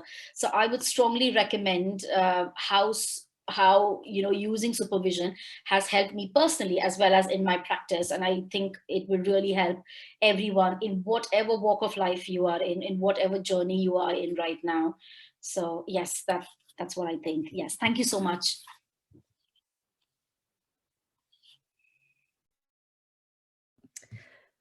Hi, welcome everyone. It's an honor to be here. What I'm going to do is finish off the day with a very brief introduction to why self-care is so important to us as therapists. First slide, please. Malika, who's doing it? Who's doing the slides? Thank you. So our jobs as therapists are hard. We have a difficult job working on a daily basis, hearing about our patients' distress, listening to, tuning into, trying to support the distress they face. It is difficult. It is hard. The job of alleviating and helping alleviate the distress of our patients is difficult. And that is our day-to-day job. And on top of that, we have the rest of our lives. We have our families, we have our loved ones, we have financial worries, we have health concerns. There are many, many difficult aspects to our day-to-day lives, which is why the importance of self-care is so, so valuable. What I want to do, hopefully, is show you that we can practice compassion and kindness to ourselves and be aware that as important as supervision, self-care is also very, very important. One of the main reasons, the fundamental reasons why we work in this field is because we have a desire to help others. We have a fundamental desire to help others. And what we find as therapists is that we have very high levels of empathy. We all have a lot of empathy towards our clients, which is absolutely vital and important in order to connect to our clients. But what we find is that this empathic response that we all have also creates a vulnerability towards stress and burnout. And therefore, that is why supervision, self-awareness and self-care are so important. Next slide. So self-care, you know, naturally we are human and we feel the emotions of our clients, and taking this to our supervision is important. Every client we see has an expectation that we are going to help them in some way. And this is a heavy weight for us to bear, and it can take a toll on us. It can have an impact on how we view the world. It can have an impact on our personal relationships. It can have an impact on our professional relationships. So as a result of all this, we are all human, and we will all sometimes struggle with how we deal with this, how we deal with our work, and at the same time try and maintain this healthy life and this healthy balance to our lives. Next slide. So what is stress and what is burnout? You know, stress is the body's reaction to feeling threatened under pressure. It is very common. We all get stressed, and in some respects it can be quite motivating. It can encourage us to be driven to work harder. It can help us meet the demands of the life that we lead. But too much stress can have a really negative effect on our body and our mind. It can have an effect on our relationships. It can affect our mood. It can make us feel anxious. It can make us feel irritable. It can make us feel tired. And this is why self-care is so important. The problem with stress is if we don't do something about it, it will eventually lead to burnout. Now, burnout, what is burnout? Burnout is when we reach the point of simple exhaustion. If we move on to the next slide, we will see that it was a term first described by a psychologist, Freudenberger, who basically said it has three components. There is emotional exhaustion. We no longer have the capacity to help our clients. we almost depersonalize. We lose that really important empathy that I touched on, that empathy we have to share with our client and share their suffering and understand their suffering. We become depersonalized, and we lose that empathy. We lose that care and that compassion that we hold so important when working with our patients. And we also get a decreased sense of accomplishment. We no longer feel satisfied with the work we do. It no longer gives us that satisfaction. So burnout is really, really is hard, and we cannot ignore it. If we ignore it, it will not go away. What it will leave us with is complete exhaustion, and that in turn can lead to really serious physical and psychological illnesses. Heart disease, stroke, diabetes, depression, all happen as a result of burnout. So it's really important that we understand this, and as therapists and as our day-to-day lives are difficult and tricky, that we take care of ourselves. If we move to the next slide. So what is self-care? Why is it so important? It's an ongoing, it's a constant process of looking after ourselves, taking care of ourselves. It's a conscious effort that we must maintain and improve and constantly repair our emotional and physical and spiritual wellness. And it will look different for everyone. We have to identify our needs and what is important for us.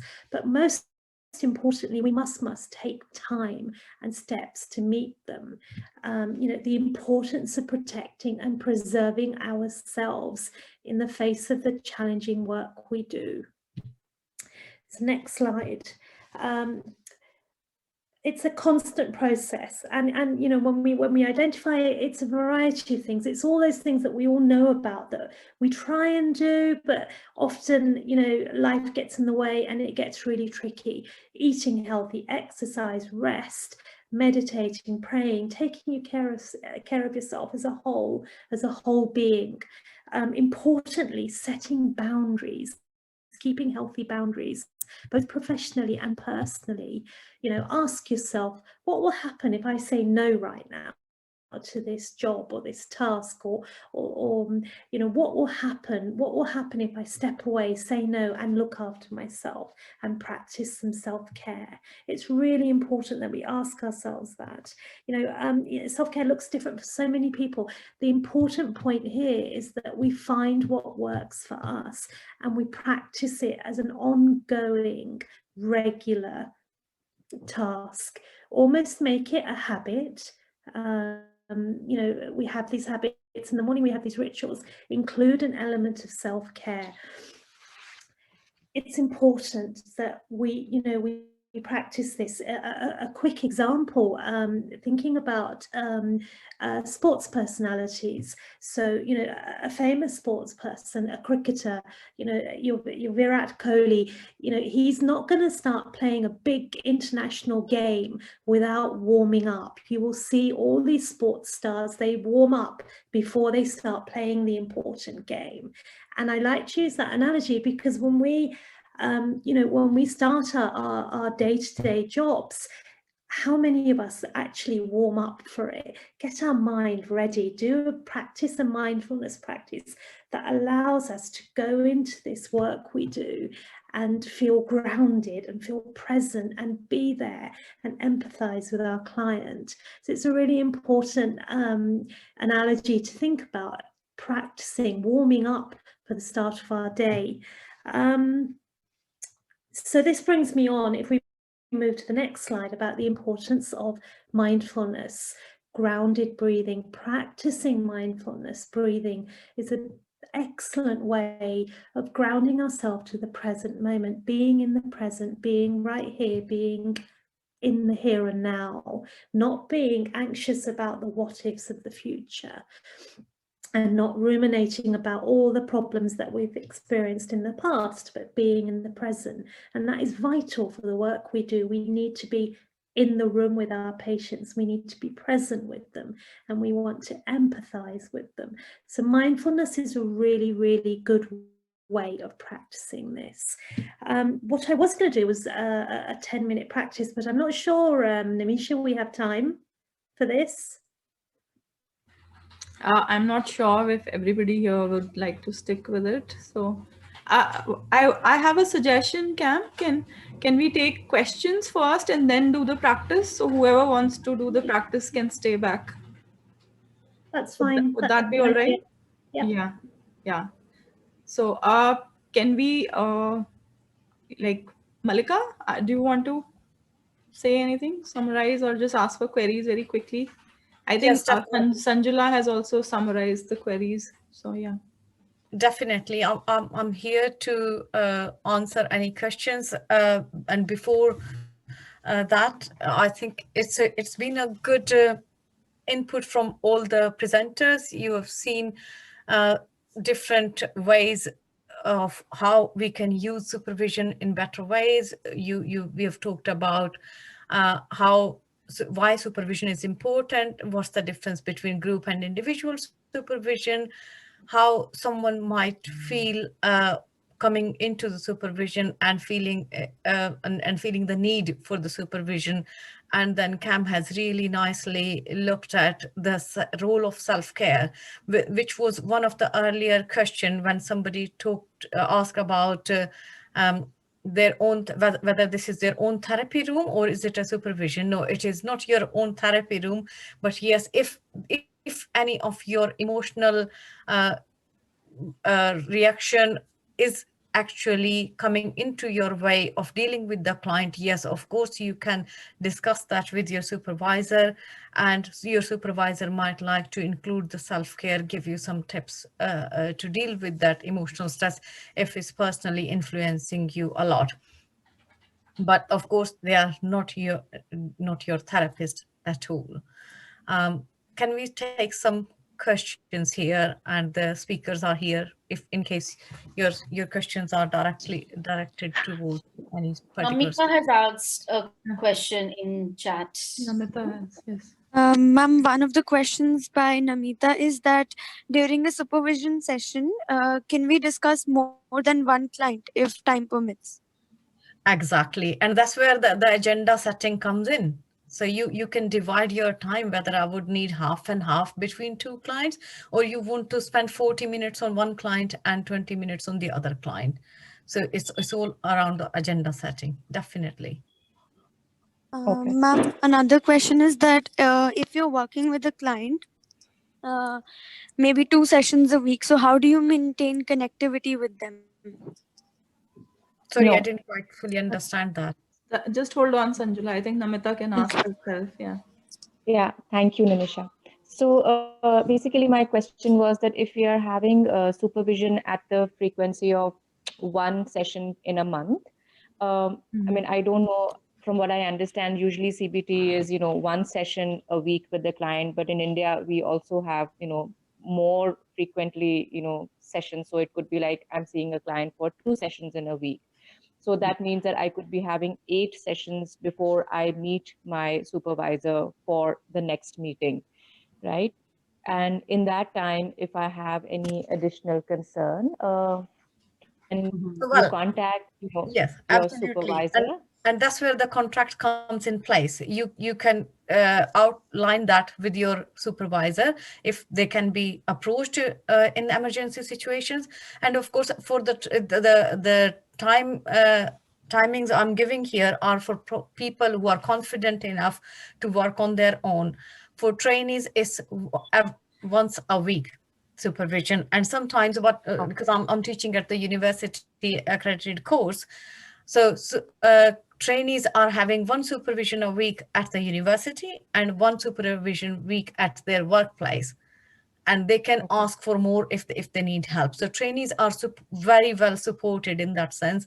And once you are accredited, so for the newly qualified therapist, last year I had a newly qualified one, and instead of having once a month, I allowed her to have fortnightly supervision. So it's entirely between you and your supervisor. And as there are no particular guidelines in India, you can do according to what suits you and your supervisor, I suppose. And Thank you. just to add on that, Namita, as well. So I was supervising somebody, and we had a contract that for 3 months we'll have a weekly supervision.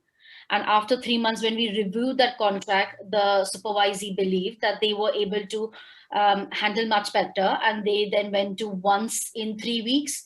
So then we changed that and we monitored that contract. So I think it really depends on how you want. So you can have that weekly or once a month or once a fortnight, once in 3 weeks. So whatever works for you and your client, and then for you and supervisor, how much you feel you require to get out of that supervision, you can make that choice. So there are no hard and fast as such rules. Exactly. Yeah, can I just add? Can I just add as well, Namisha? I mean, I didn't mention it in the presentation, but sometimes people might mention something like, in terms of the goals, they just really want to work on assessments and focusing on reflecting on those. So if that was the case, it would be important that you actually book that supervision fairly promptly, yes, with a supervisor after you see the client. So there's all kinds of things like that to discuss. And also, if you, it's not uncommon. I remember it early on, having 2-hour sessions in a group supervision with 2 other people. And that was fantastic because, you get to learn from them. You can generalize from their cases to yours. So you can be, it's a really important one to think about how you set up your supervision and put that in your agreement. Good question. 1.5 hours, I'm talking about the individual supervision, and Denise would agree, and Wansi, within NHS, we are always overloaded by the amount of supervision. So you might be attending 1.5 hours individual one, then you have got some EMDR specialist and some mindfulness-based specialist, your peer supervision, then you've got some case discussion. But Malika, in the Indian setting, we don't have anything. So you don't have, but people can set up peer supervision groups. We need to also think about how to start things here. Like, what's the first step? I just wanted to ask Arzu, like, since she is actively involved in supervision for MPhil clinical psychology, I don't know if there's anybody here who's into private, like, supervision services, professional supervision services as a,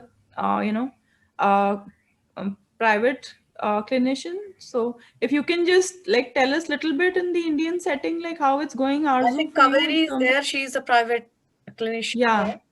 Kaveri, would you like to come and share your experience with us? Yeah, and Arzu as well in terms of clinical, in terms of an institutional supervision. Yes, definitely. So, and very briefly, yeah, we run out of time.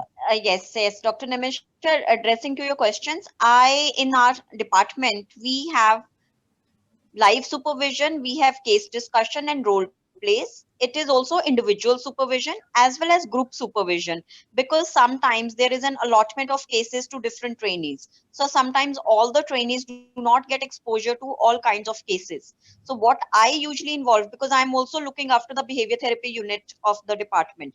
So when trainees are posted under me, I usually have twice a week, we have fixed hours, and we sit and we discuss all the cases of all the trainees. To an extent, I also get my personal cases. I discuss those also. And I have a colleague supporting me in the unit.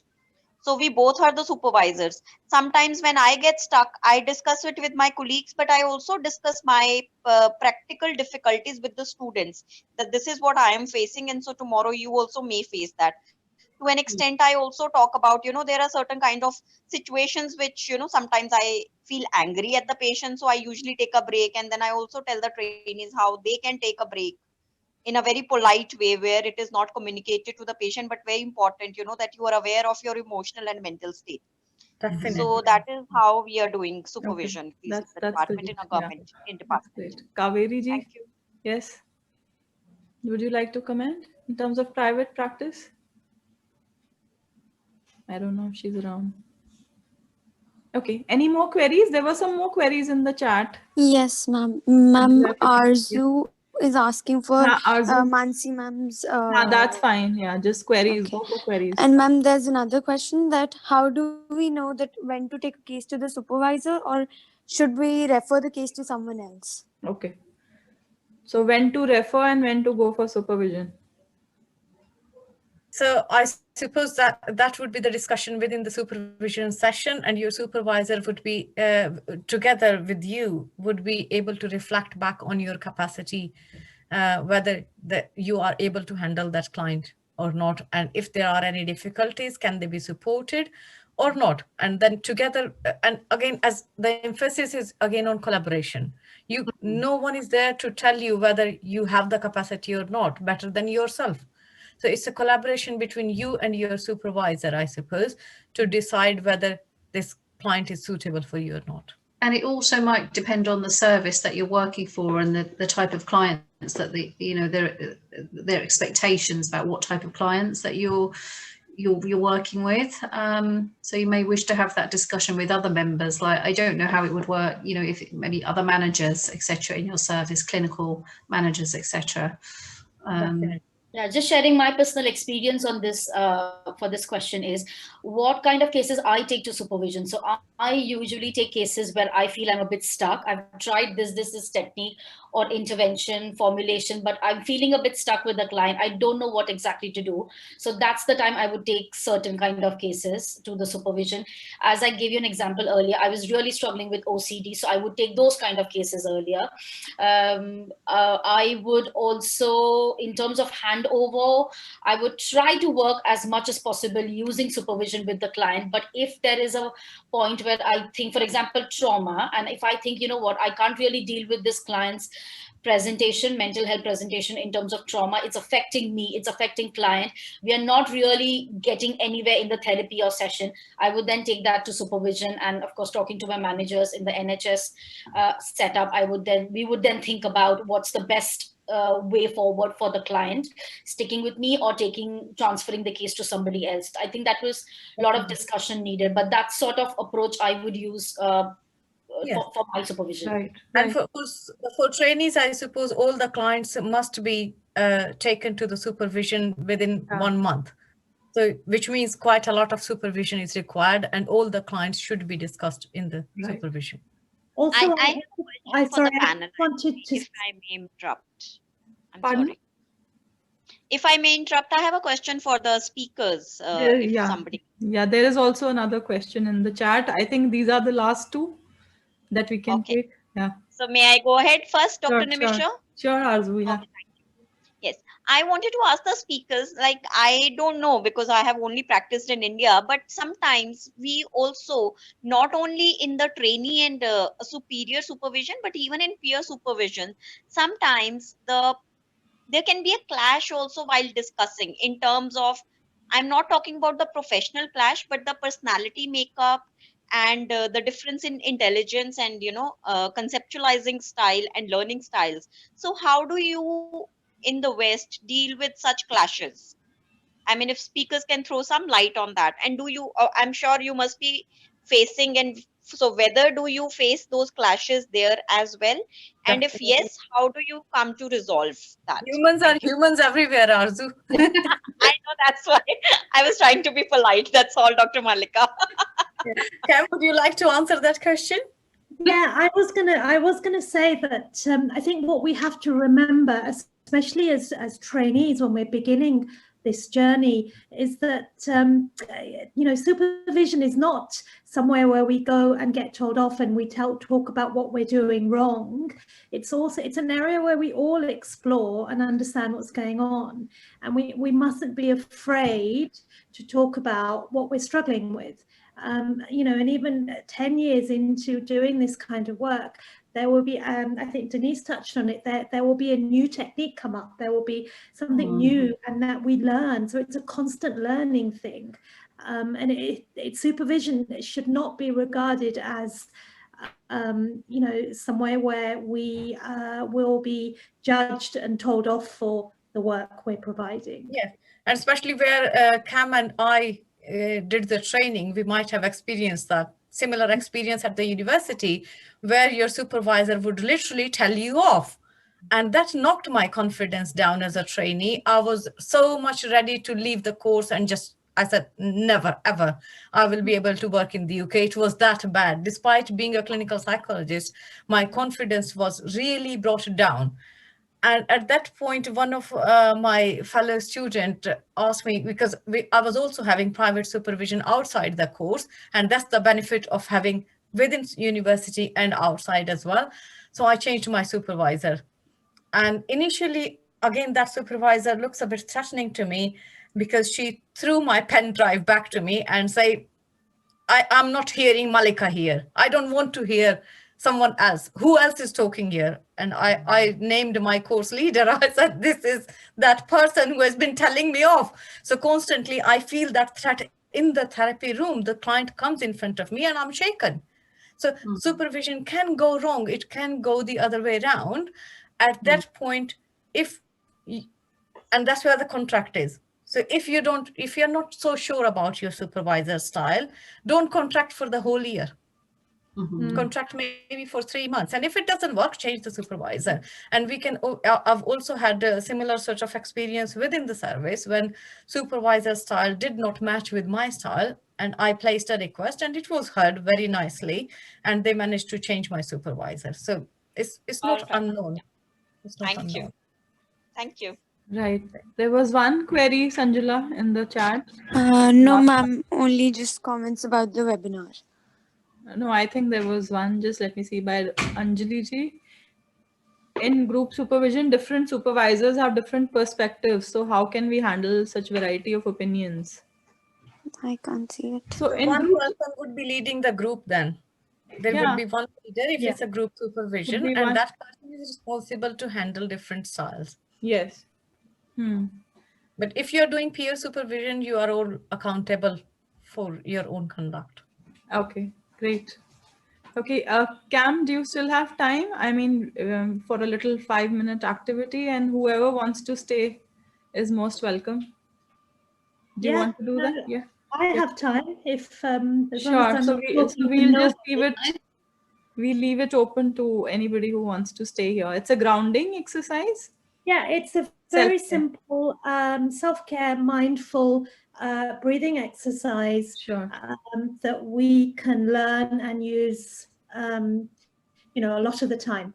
And I'm sure a lot of you practice it anyway, but I thought it would be nice to finish off. Sure, please. Okay, so simply what I want to do is, you know, there are many aspects to resting the mind and the body. And I will take you through this really simple relaxation breathing exercise. It's called the soothing rhythm breathing. And it's lovely because you can make it as short or as long as you want to. And, you know, the great thing is that you can practice it anywhere. You know, that this idea that we need to be in a quiet room with our arms folded and our legs crossed and it needs to be very quiet, that's not true. We can be mindful and grounded wherever we are. So it's a really good habit to learn. And once you're familiar with this, you can do this anywhere. You can be mindful and practice soothing breathing rhythm when you're, you know, when you're cooking, when you're reading, when you're wherever you are. It doesn't matter, when you're walking, when you're exercising. So, you know, learning this routine and practicing it whenever you can, as often as you can. So what we'll start by doing is just getting a bit comfortable. I know we've all been sitting for a while. So just shuffling about and finding a nice comfortable position in our chairs, maybe having a stretch, and just sort of become really present in the room. And when you're sitting comfortably, try and place both your feet on the floor, flat on the floor, you know, about shoulder width apart, nice and flat on the floor, and rest your hands on your legs if you can. If you want to, close your eyes. If you don't feel comfortable closing your eyes, just look down or focus on a point somewhere and take a nice deep breath. Gently start focusing on your breath, breathing in through our mouth and out through our nose. Just gently begin to focus on our breathing. As we breathe, try to allow the air to come down into your diaphragm. Just below your stomach, at the bottom of your rib cage, is your diaphragm. and allow your breathing in through our mouth and out through our nose. And notice the breathing. And almost start playing with your breathing a little bit. Perhaps breathe a little faster or even a little slower until you find a comfortable breathing pattern for you that seems soothing and comforting and rhythmic. Remember, there's no right or wrong. You just do what feels comfortable for you. It's as if you're checking into your body, linking in with the rhythm within your body that is so soothing and so calming. What we usually find is that this breathing is slightly slower and deeper than normal. So when we breathe in for 3 seconds. So breathe in for 1, 2, 3. And then take 3 seconds for the out breath. Just make sure that these breaths are smooth and even. So if you're beginning to breathe a bit quickly, just slow it down and spend a little while or a long while, however long you have, focusing on this soothing breathing rhythm, checking in internally, just enjoying that breathing. Noticing the breath coming down into your diaphragm and then the air moving out through your nose. Sometimes it's helpful to focus on the point inside of your nose so that you breathe in through your mouth and out from your nose. And just focus on that breathing in through your mouth and out through your nose. And allow yourself to ground yourself just for a moment. Start turning your attention to your body. Sense the weight of your body on the chair and the floor underneath you. Allow yourself to feel held and supported, resting in the present moment. Remind yourself that it's okay if your mind is wandering. Simply notice what's going on with curiosity, where your mind has wandered, and then bring yourself back. Sense the flow of air coming in and out. Just focus on your breathing. Focus on the gentleness, the calmness of that breathing. And just remember to notice what's going on. Be curious, but don't be critical. Just allow your mind to settle. And enjoy this feeling, enjoy this soothing rhythm breathing.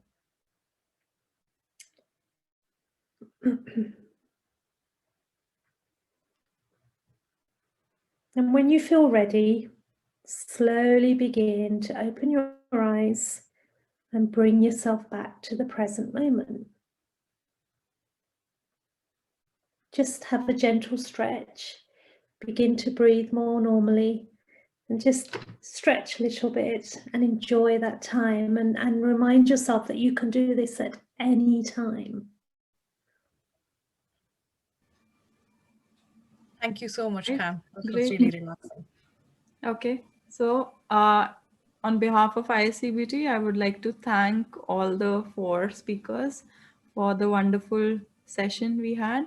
And I think, it gave us a lot of feedback also, I think verbal and non-verbal, in terms of how we may structure and decide on future, sessions and webinars as well, right? So that they can be very useful. And personally from my side, I would like to bring in more of Indian perspectives next time, right? Because all of you are, I think, in a very resource-rich environment, right? While we are in a very resource-crunched environment. So if we can get perspectives and challenges and problems from this side, what I would like all of you, the speakers and experts, to do is to help us, how to take the baby steps. What is the first thing in an environment where there is no structure, no contracts, no availability. Like there is not even a sensitization towards this. So if somebody in private practice or in a government setup is looking for supervision, what can we do? Right? So that kind of like a baby steps and looking at actually, because it's very nice to talk about ideal situations and what it should be like and what you should be doing, but considering the reality of the situation, it's very important to bridge that a gap between idealism and practicality, right? So if all of you can help us do that in the Indian setting, I think then IACBT can really make a very important contribution, because we suddenly cannot change this environment. Whatever resource crunch is there, but what is the first thing we can begin to do? So even if it's a peer that you're looking at, even if it's a teacher of yours, former teacher, coach you're looking at, so what is it that you can do? There may not be any contract, there may not be clarity in terms of what you should be doing. Considering all this, I think the next time we could focus more on that, and your suggestions are more than welcome. Yes, and I suppose if any of the participants would now like to book any supervision sessions, they can do it through IACBT email. So they can put their request to Nimisha, and if you would like one of us or Nimisha to supervise you, please feel free to come along. Yes, so what I'll do is I'll send everybody an email with this, that they can connect with us if they are looking for supervision, right, of any nature, and we can take it from there, right? Thank you so much, Nimisha, and thank you all of you for your valuable time and all your efforts. It was really nice. Thank you so much. Yeah, we'll be putting bits of this on YouTube, so yeah. Thank you so much, Arzu, and all the other participants, students. Thank you so much for participating. Thank you. Bye-bye. Have a good day. Bye. Bye-bye. You too. Bye. Bye. Bye.